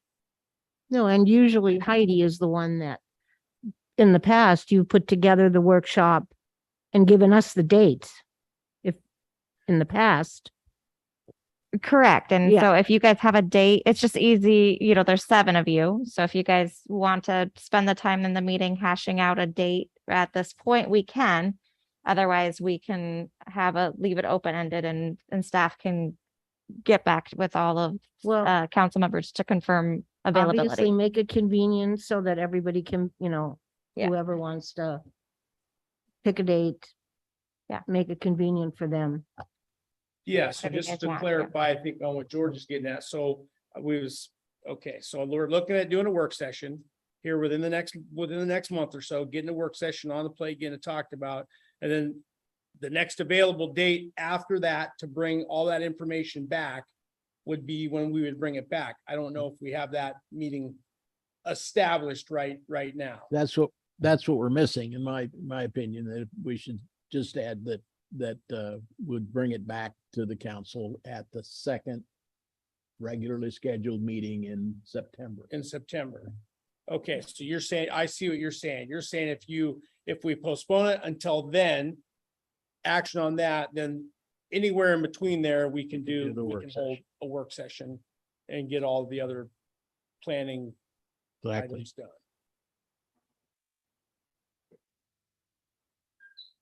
Okay. So procedurally here.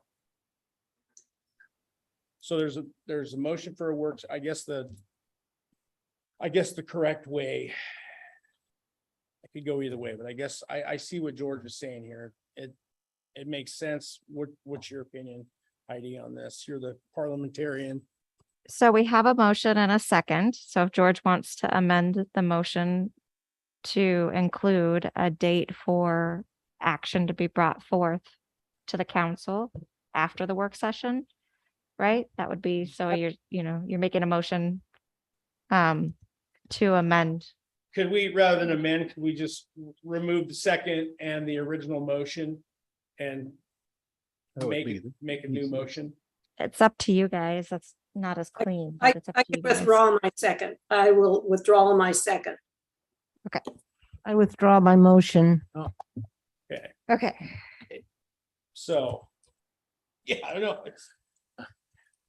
Yeah, I thought you would just add a date, but that's okay. Okay, I move that we schedule a work session sometime between now and the second regularly scheduled meeting in September, when this issue, the parking issue, will be brought again before the council. Second.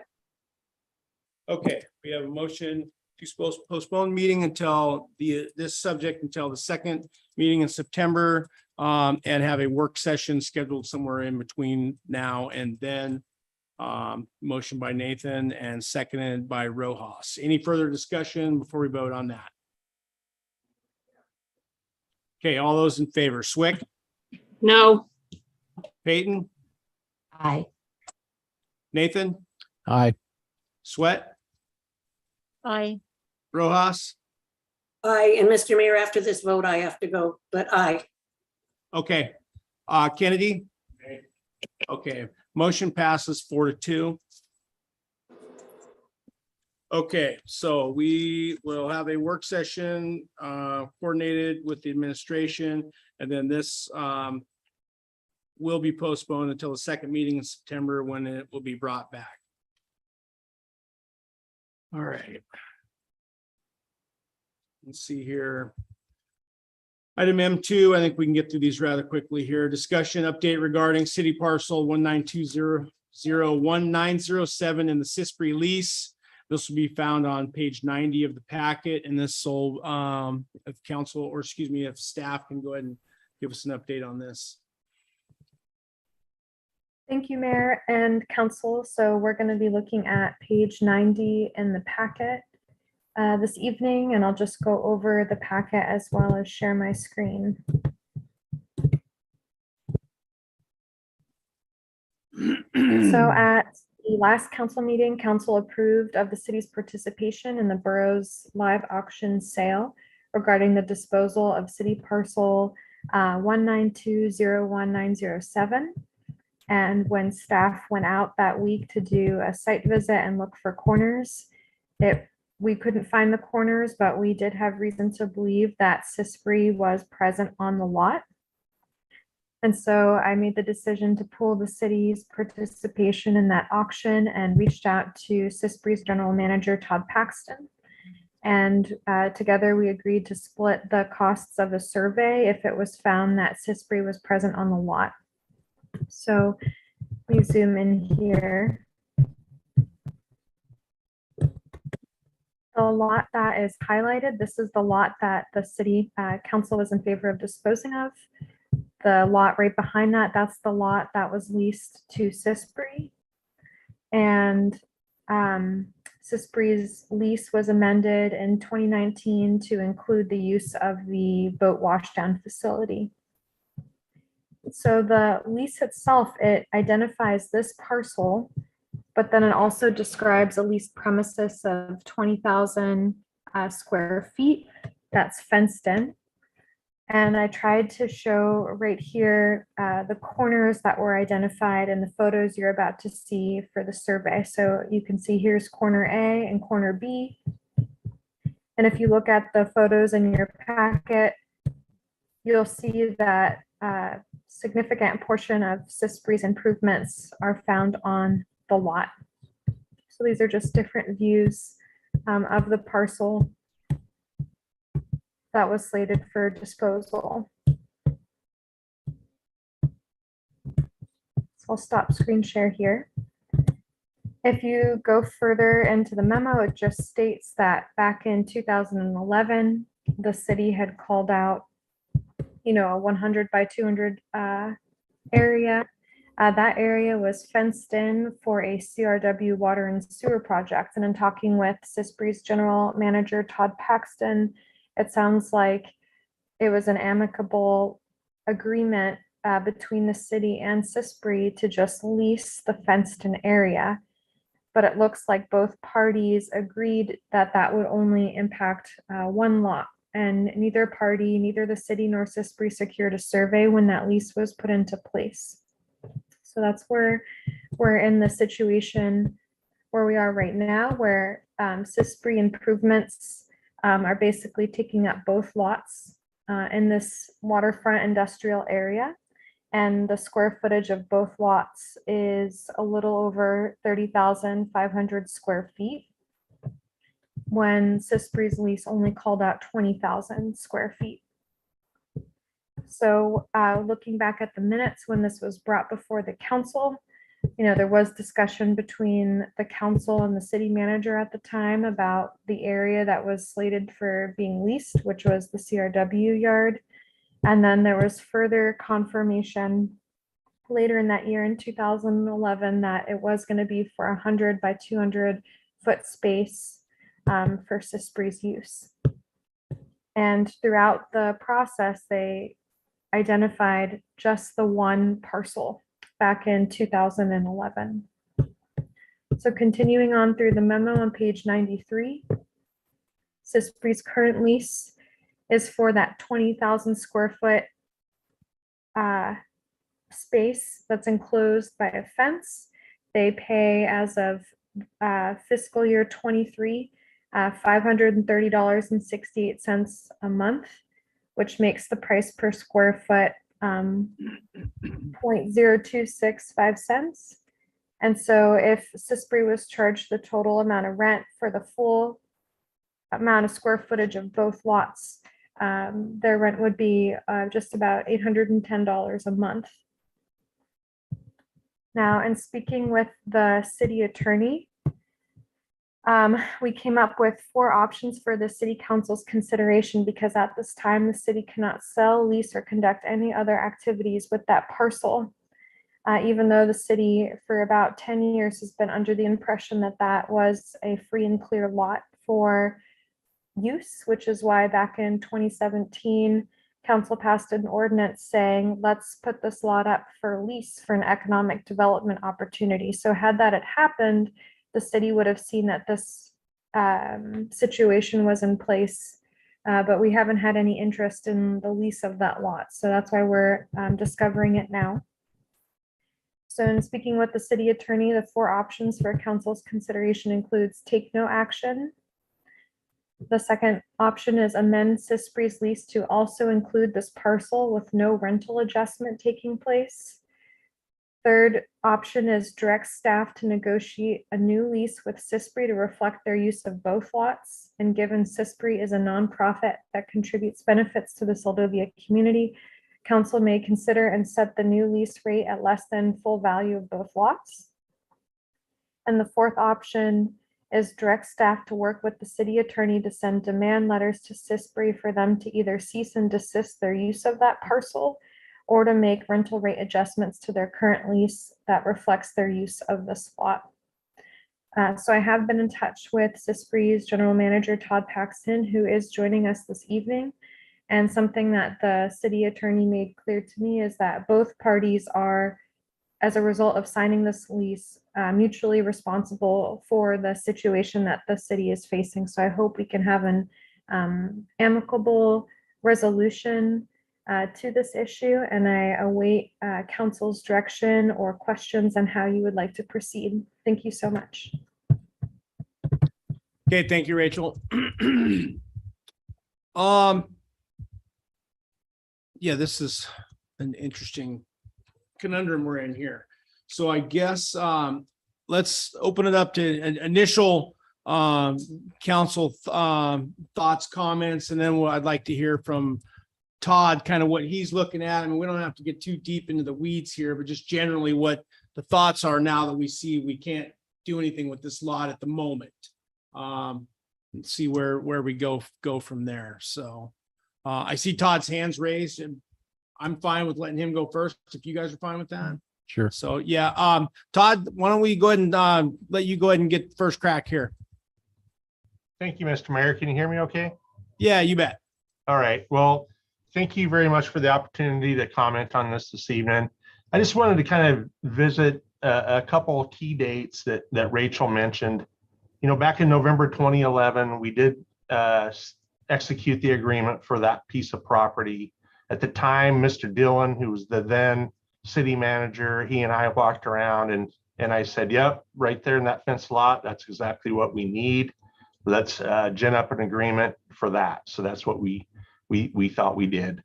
All is well comes along 2019, we executed an amended agreement that included the lot, I'll just say the last 4, 1908, Quite frankly, that lot as shown on the plat map is quite a bit larger than what we use and what frankly we thought we were getting. We thought we were just getting the washdown building as described in the agreement. So there's that. And then, you know, in good faith, all we've ever done is pay our bills on time. We love our facility over there. We hope we can keep it there. And we would vote for basically just marking up the plat map and carrying on. So that's where we stand with that. I'd be happy to answer any questions. Thank you. Okay, thank you, Todd. Yeah, appreciate your initial thoughts on that. So I just trying to get an idea of where you guys were headed. So let's go ahead and open it up to council then for same thing on our side, initial thoughts, comments. Go ahead, George. Well, we're looking at Conex boxes with a roof over them. It doesn't look like it would be too difficult to move that over 20 feet. And, you know, they'd have to move the fence as well, but I think we need to somehow get our piece of property back in shape that we can sell it.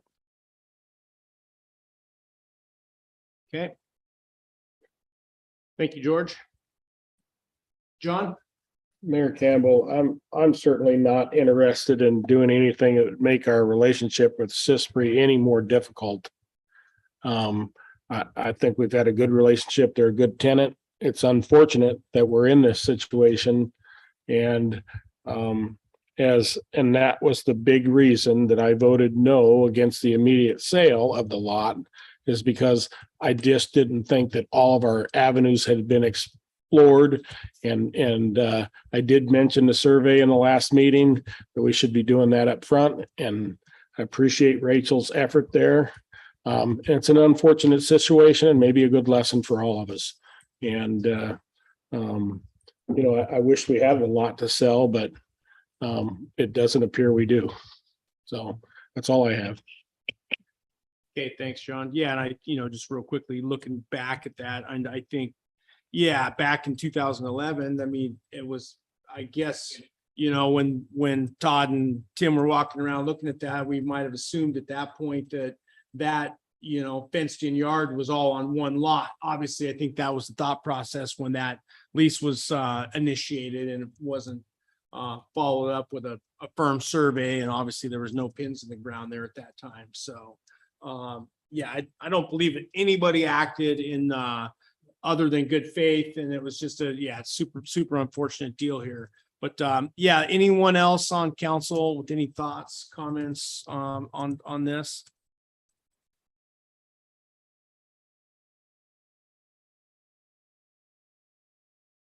Okay, I guess looking at our, we'll go to the public here in just a second, but looking at our options on this, we've on page 94, like the city manager said, you know, there's take no action, amend CISPRI's lease to include the parcel with no rental adjustment, 3, direct staff to negotiate a new lease, you know, and then some other verbiage, obviously, may consider and set the new lease rate at less than full value of both lots.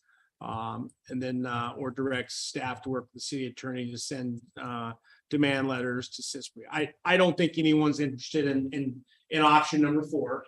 I think, you know, again, we've got a great relationship with CISPRI. Item 1, take no action. I don't think we can really do that. I think we need to get, obviously there needs to be something happen. The lease needs to be amended, the verbiage. So I think the thing for me that makes sense is to let this play out behind the scenes in terms of a negotiation with the city manager and Todd, and let them see what they can come up with.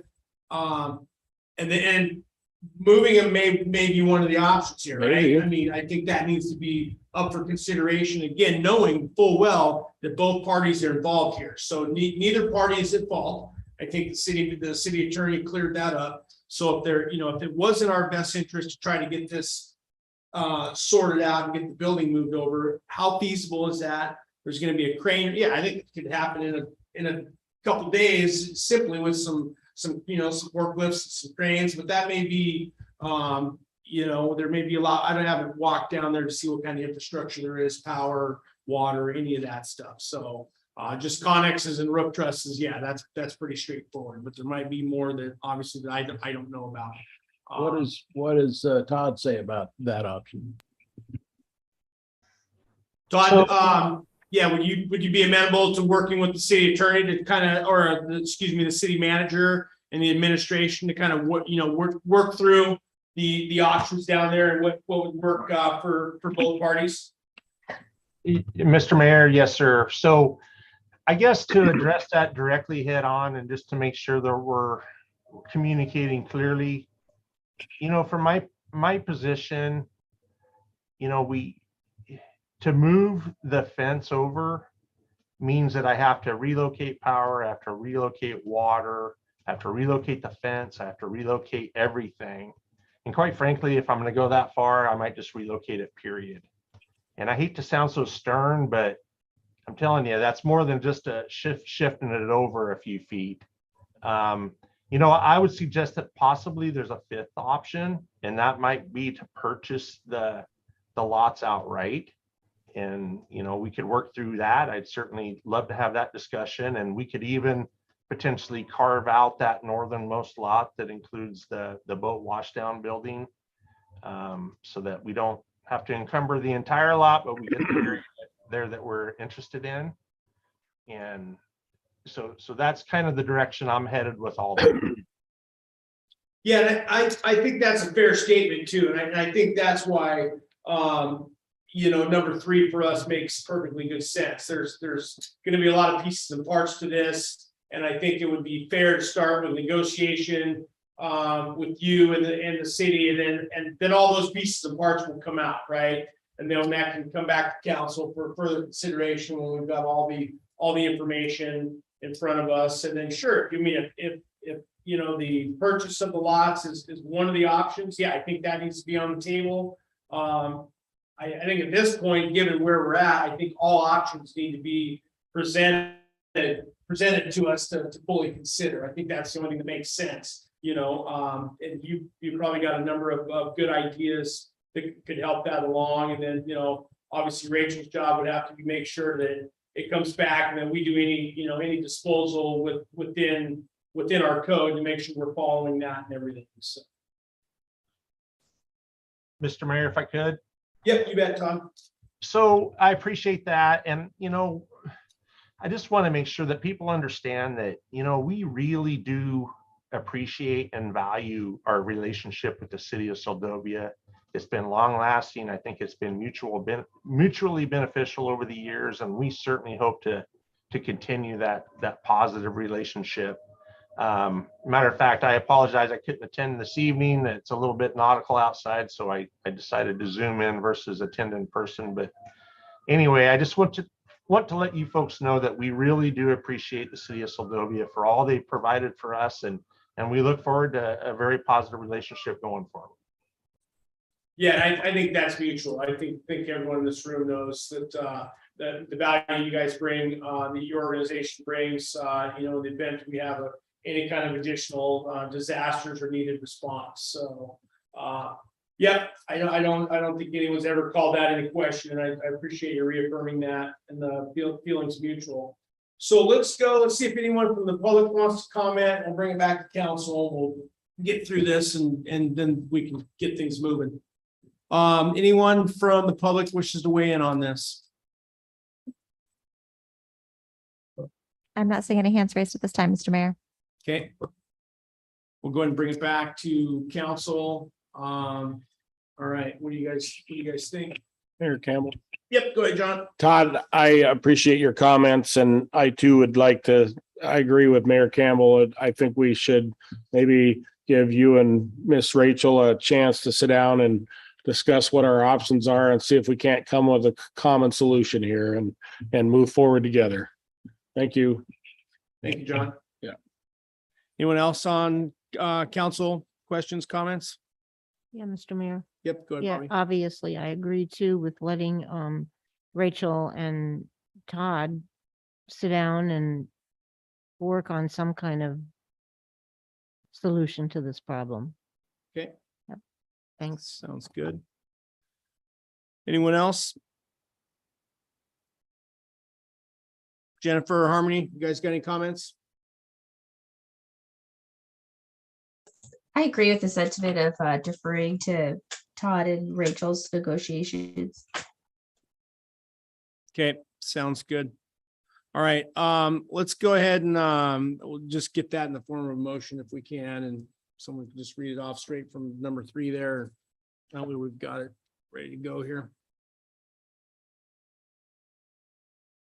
And that's found on page 94.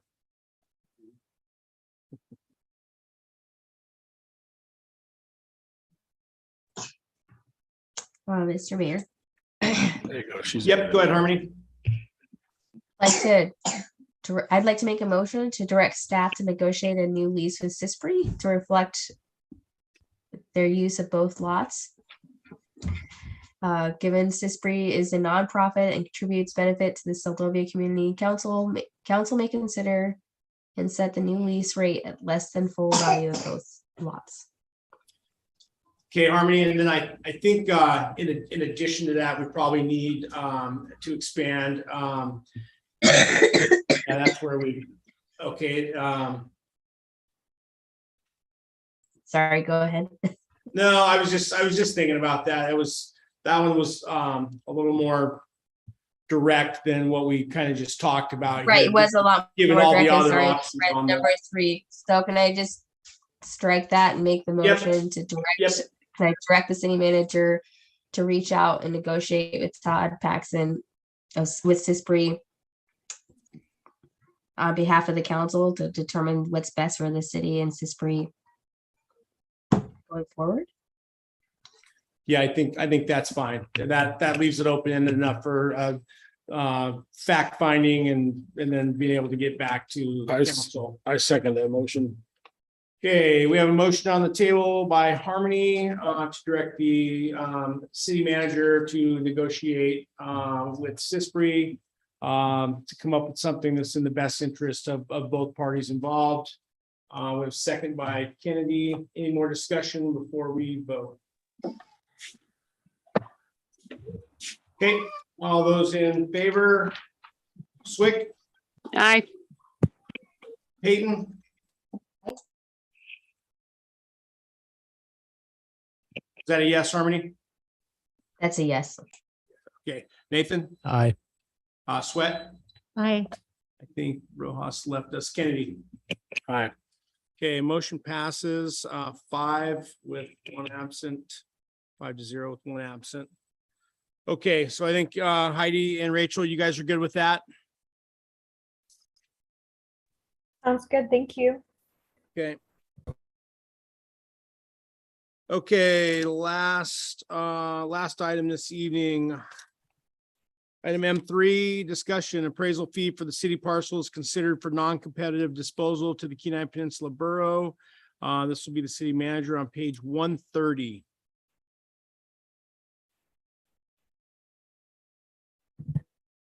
And you go ahead and take it away.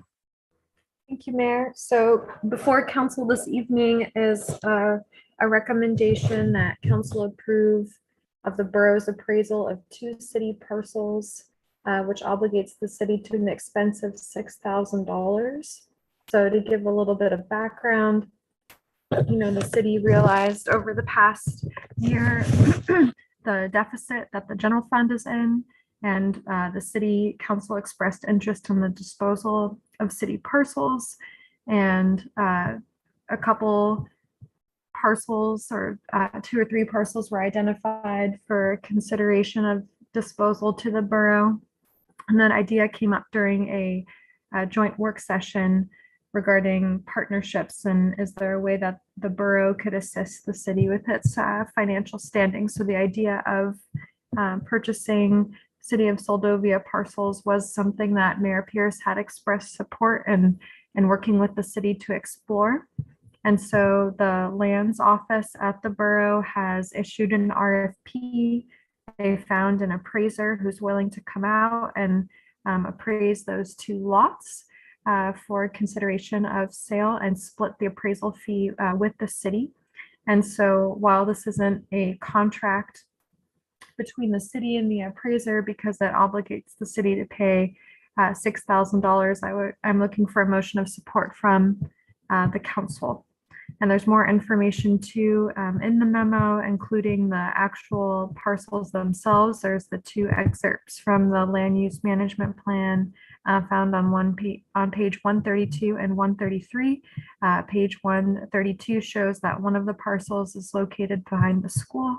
And then page 133 shows that it's a parcel adjacent to borough property that is across from the city storage yard. I'm happy to answer any questions from the council. Thank you. Okay, thank you, Rachel. Okay, we'll bring it over to council for any questions, comments on the appraisal fee for the 2 lots mentioned.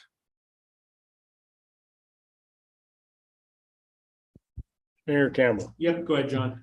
I'm gonna state the same thing on these pieces of property as I did the waterfront lot. I'd like to see us do some type of study to determine before we enter into an agreement with the borough to sell these lots. I'm not opposed to selling the lots.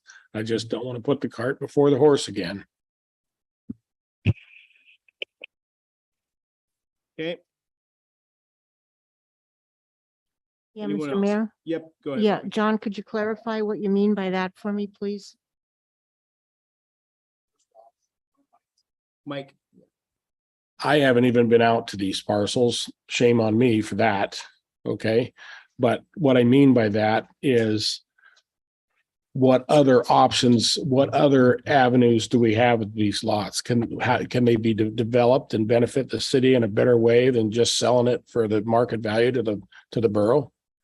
What does the really local real estate agents either here in Homer, and there is no property to buy here. And I just hate to see us miss an opportunity where we might be able to get more money for it. Okay, thanks. Mr. Mayor. Go ahead, Bobby. Oh, You have more? I'm sorry, I thought she was done. Go ahead, George. Well, don't we have to have an appraisal before we could really do anything with it? Whether we lease it, sell it, or whatever, we need an appraisal, not correct? Yeah. I mean, So that's the first step. So, Whether we okay. do anything with the borough or not, we still need to have them appraised.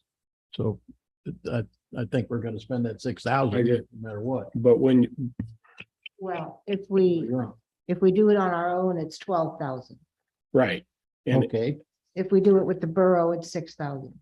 but it Right. isn't the borough doing it. It's an agency that the borough uses. So Right, but to our benefit. So let me ask the question here, Rachel, so I see where this is going. Yeah. What is our obligation thank you. by splitting this with the borough? What does this obligate us to? That's my question. No obligation. If you go on page 142 in your packet, you'll see an email I exchanged with the Borough Lands Office where I just stated to their realty specialist, the lands manager and I initially discussed a 50-50 appraisal cost split. Is that still possible? And if so, could it be that the split occurs even if either party decides not to move forward with the disposal or acquisition? And the borough confirmed a 50-50 split regardless works. Okay, yeah, and I didn't see that earlier when I was going through this. Okay, yeah, that's right there on page 142. So, okay, yep, no, that works good. Now, where there being a contract where we can have third party contract.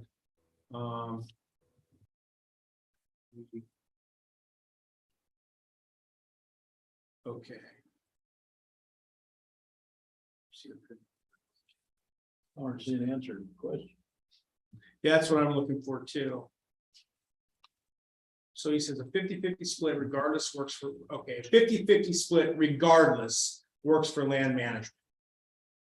Explanation. So I take that to mean regardless of what happens, they're willing to split the cost with us.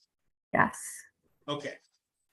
So yeah, I think we're fairly safe there in getting that. Yeah, even if we were going to do anything with it at all, with anything, we should get it surveyed, appraised, and see where that what that's gonna do for us as a community.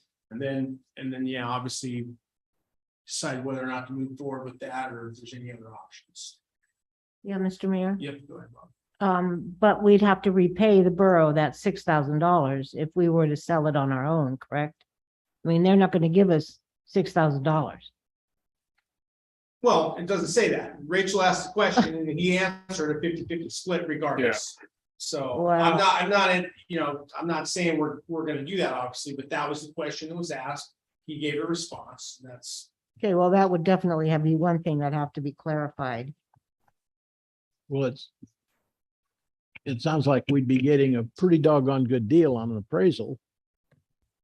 Yeah, but that's what I'm saying. You're thinking the borough is gonna give us that $6,000? No, they're telling us we have to pay $6,000.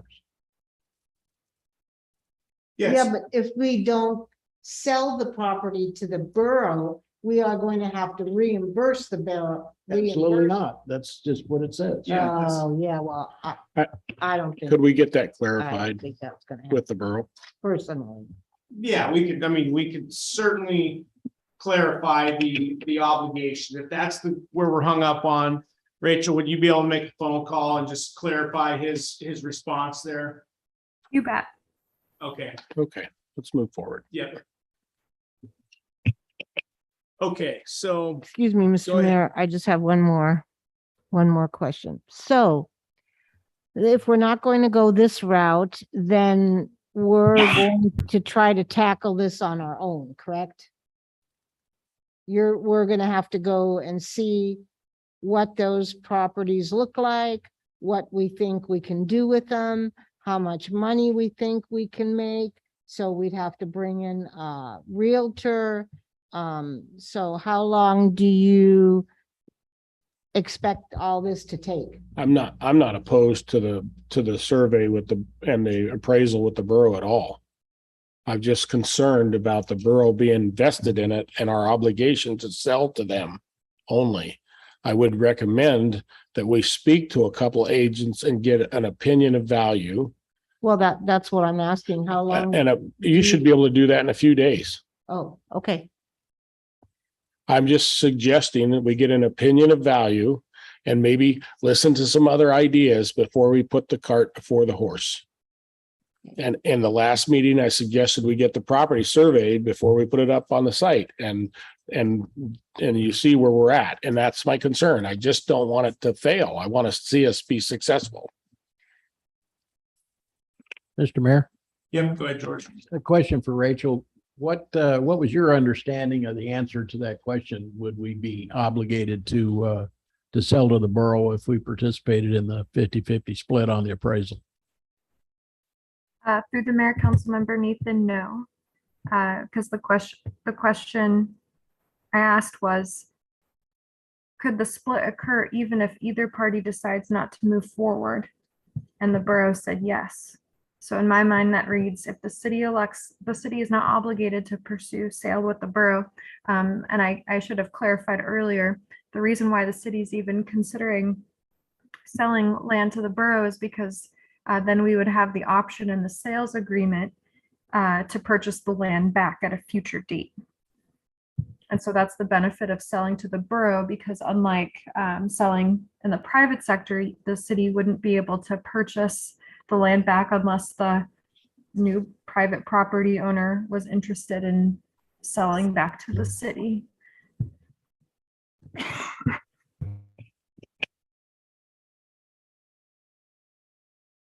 Yeah, and this is this whole thing's negotiated, so there's nothing says the borough has to move forward or we have to move forward. I think this is just part of the due diligence right now. Let's get the survey and the appraisal, see where we're at, and then there's something more to talk about.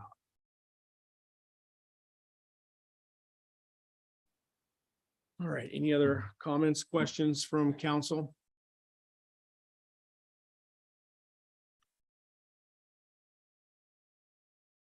Okay, let's see if anyone from the public wants to weigh in. Not seeing any hands raised at this time, Mr. Mayor. Okay, we'll go ahead and bring it back to council. All right, so that's the question before us is we've got the fees established. And the city manager is asking based on prior discussions, that's why we're here.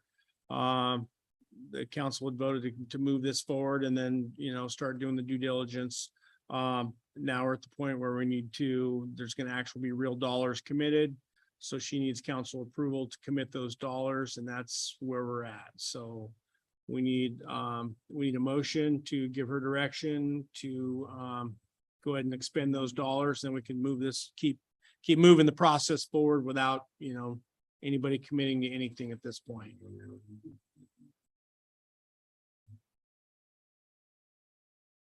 So we'll look for a motion.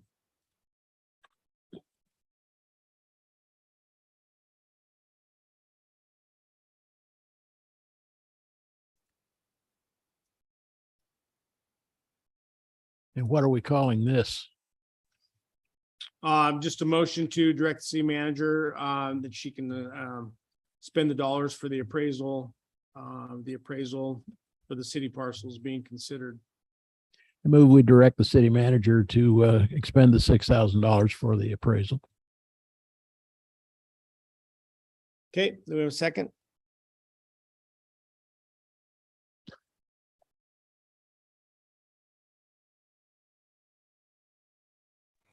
Second. Okay, we've got a motion by Nathan to direct the city manager to move forward with the appraisal with the borough. Second by Swick. Any more discussion before we vote?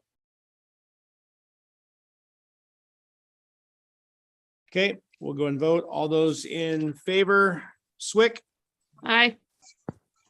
Peyton? Aye. Nathan? Aye. Sweat? Aye. Kennedy? Aye. Okay, so motion passes 5-0 with one absent. And so we'll go ahead and further the process, keep moving forward with that. Rachel, did you get, you're good with that? Yes, thank you, everybody. Okay. Okay. Last item in city manager's report. This is going to be in your lay down. And Rachel, I'll go ahead and let you take that away.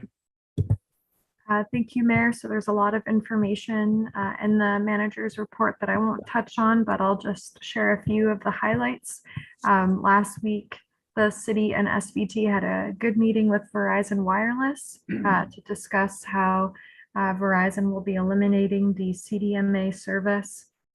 So starting January 1, no CDMA service will work in Soldovia, but the beautiful thing is we'll have 4G service. And so per Verizon, they said that continuing with their very aggressive builds in Alaska, they've constructed a cell site to provide service in Soldovia. In order to turn that tower on air, they need to run fiber to the tower, which will carry data from that cell site through the rest of the network. And they anticipate that fiber deployed in the fall and the tower on air by the end of the year. The city just sent a press release for their review, so that way we can get that information out to the community. It's been really exciting seeing that this process take place, especially with HEA making steps towards bringing fiber optic to Soldovia. So thank you, Mayor Campbell, for connecting the city to Verizon Senior Account Manager, CG Clark, and helping make that meeting happen. And we'll keep the council informed on anything that comes up between now and the end of the year. We're going to see our second quarter sales tax figures by the middle of August. So this will be our sales tax figures for April through June. This will be the first quarter ever for seeing what the 2% sales tax revenue has brought in for the road grader. And we won't know about the third quarter until later on in the year, but at least that will give us a good start to look at what the 2% sales tax increase brought in, as well as assessing the city's ability to provide personnel with a cost of living adjustment, as well as any other personnel adjustments, and factor in how that will impact the FY23 budget. We've had some sampling difficulties when it's come to water and wastewater. We're trying to figure out if we need to select another firm to assist us with sampling. And it's been a top priority for our public works operator, Jordan Cameron. So we'll keep the council updated as this moves forward. In terms of harbor parking, I gave the thumbs up for staff to proceed with ordering signs for the harbor parking lots. So for the city clerk, the signs will include parking time limits and the requirement of users registering with the harbor master, which I think is a great first step. And then when they register, we'll be able to collect that data. So we're going to put those signs up, and hopefully that'll assist in future harbor rate studies for parking. The transfer of $500,000 from the permanent fund that was currently being held at AMLIP and is now at Charles Schwab went through super successful. We made sure that everything was tight, no possibility for scams, because there have been issues with scammers coming after municipal organizations, including organizations like the City and Borough of Juneau. So we made sure that everything for that went really well, and it went off successfully. So APCM is going to provide staff with monthly reports on how the investment is doing, and then on an annual basis will come before council to share how they did for the year. And of course, if council wants to hear from APCM at any point from now until their next annual update, please let me know and we can get them on the agenda. That $25,000 SMOLT grant reappropriation was confirmed by the governor. And so I'm hoping this fall or winter, the city will be able to issue an RFP to find someone that can help the city with the education and promotion of smolt stocking in the Seldovia Slough. So that way it can help draw people in, as well as educate our residents on what smolt stocking in Seldovia looks like. It's a very unique process for our community. So hopefully that'll spur more interest in Seldovia. We submitted the lease for the Jackaloff uplands to the state, and the state has recommended we hold off on paying the application fees because they are still thinking through some other options and did not have a time frame they could provide me as to when they're going to have more decisions or more information to provide the city. So I'll make sure to get that before the council as soon as we hear something. NC Machinery has given the update that the new road grader for Seldovia is in Kansas right now. It's getting its snow attachments installed, and that hopefully they'll be able to follow up in a couple weeks regarding the status of the grader. So please be on the lookout for that. Something really big, a banner year for Seldovia was this year for our remote sellers sales tax. So that's that online sales tax that Seldovia implemented back in FY20. So the program started in March of 2020. And for that fiscal year, which was very short, just a few months, we made a little over 3,000. Then fiscal year 21, we made just about 18,500. And so far this year, with still a couple more months to go for the borough to get that online sales tax revenue in, we made over $35,000. So congratulations to the city of Seldovia. That was a great move to participate in that program. That's a significant amount of revenue to come into the city that the city had not been able to collect before. So that's a huge accomplishment. And of that amount, a little over 3,000 so far is for the new road grader. But regardless, that's a huge jump, basically double for remote seller sales tax. And then the last thing I wanted to touch on is on page 6 in the laydown packet. It's a memo from the city clerk just summarizing a meeting that she had on my behalf with the Kenai city manager and the borough lands manager and planning director regarding the Kenai Hard Rock project operations at the Seldovia Rocky Ridge landfill, because there have been questions received from the public as well as council on what that project is going to look like. And so in short, and the city clerk, please add anything I've left out, but they don't even know if Seldovia is going to be the source of rock for that project. It's just an option. that the borough has granted permission for the city of Kenai to use as a source for rock. But they're going to issue a request for proposals to try and find a contractor that can source the rock. And so we'll know more spring, summer of next year, if Soldovia will be the choice for rock in that project, the bluff stabilization project in Kenai. And per Kenai city manager, they're going to do everything they can to limit impact to the community if Soldovia's Rocky Ridge landfill is indeed selected. So please let the public know. Please share this information with your constituents. It's in the laydown packet, and I hope that that can help answer any questions or concerns that have come up with this project. And then lastly, something that's not on the manager's report is I just wanted to give a shout out to my staff who've been so helpful this past week and today as I've been trying to heal from COVID. It's been pretty hard on me. And so I'm really grateful that we have such a great team to keep the city running forward when there's some of us that are down and out. And I really appreciate council's approval of the new sick leave that staff can use. Already multiple staff have used sick leave as a result of COVID-19. So really appreciate that update to our personnel operations here in Soldovia. I'm happy to answer any questions, and thank you for listening. Thank you, Rachel.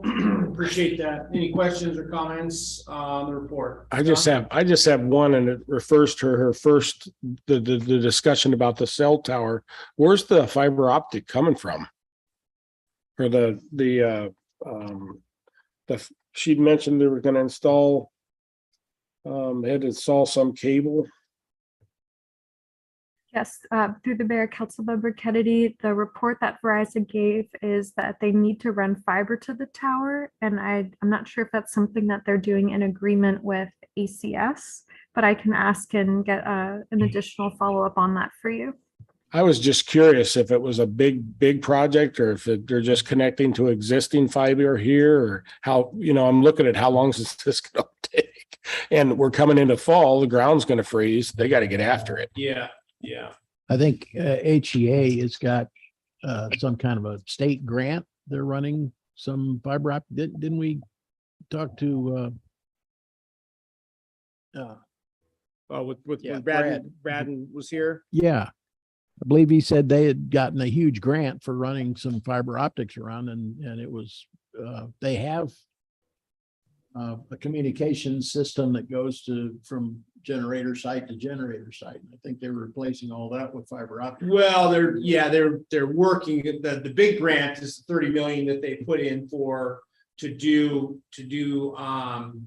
the main the added leg of the main distribution. And as part of that, they wanted to piggyback fiber from Homer all the way. Well, that's what I was wanting to know. Are they going to drop it under the bay? And yeah, well, I think this must be just talking about local fiber, because I Okay. don't think that. okay, I didn't mean to open a can of worms. I'm just curious. Yeah. I just want it to work. Yeah. No, I believe those two projects are separate issues. Yeah. I think so. Okay. We can try to get a little more info on that, though. I have just one question. What are we going to have to change phones when we go to 4G, or a new chip, or what happens? I think you're going to have to change phones, but I'm not an expert. I don't think the phones we have now, the CDMA phones, Radzi, you might know. I think you got to go to a different phone. If you go to Anchorage and your phone reads 4G, then you'll be able to keep the phone. Okay, If mine you go does. to Anchorage and your phone reads LTE, you will need to change phones. Okay. Yeah, I think it's from a certain model of iPhone up. I don't know about the other phones, but yeah. So we'll see. I got a 10 and it works in Anchorage. So Yeah, it's a matter of whether it displays the 4G symbol or the LTE symbol on it. So you got to pay attention. Bottom line is I wouldn't be buying a new cell phone in the next 6 months until after this goes through. So, all right. Any other questions, comments for the manager? Yeah, Mr. Mayor, I do. Yeah, Rachel, I want to thank you specifically for that update on that rock project. That is, I think a lot different than what people are assuming. So thanks for that. You got Okay. George, your mic's still on too. Anyone else? All right. Thank you, Rachel. Appreciate your report tonight. Item O, informational items not requiring action. The August 22nd regular council meeting will be canceled due to limited staff availability. And then item O2, the declaration of candidacy filing period for the October 4th, 2022 municipal election is August 1st, 2022 through August 15th. So there's a 15-day window if anyone wants to start recruiting. So packets are available on the city website and at the city office. Which seats are up this year? George? Yep, Councilmember Nathan and Councilmember Rojas's terms are both up this year. Okay, Rojas and Nathan, okay. Packets are available on the city website and at the city office. And let's see, item P, executive session, none. Item Q, council and mayor comments concerning items not on the agenda. Swick, No comment. Peyton, No comment. Nathan. Thank everybody, especially the staff, for the usual outstanding job. Oh, one other thing. On the annexation program, it looks like Mr. Smith is backing out on us, which is kind of strange. He seems to think that he'll be able to use his own well and the smaller water pipe, and I don't know if that's exactly what's going to happen, but that's the last meeting I had with him. That's what it sounds like.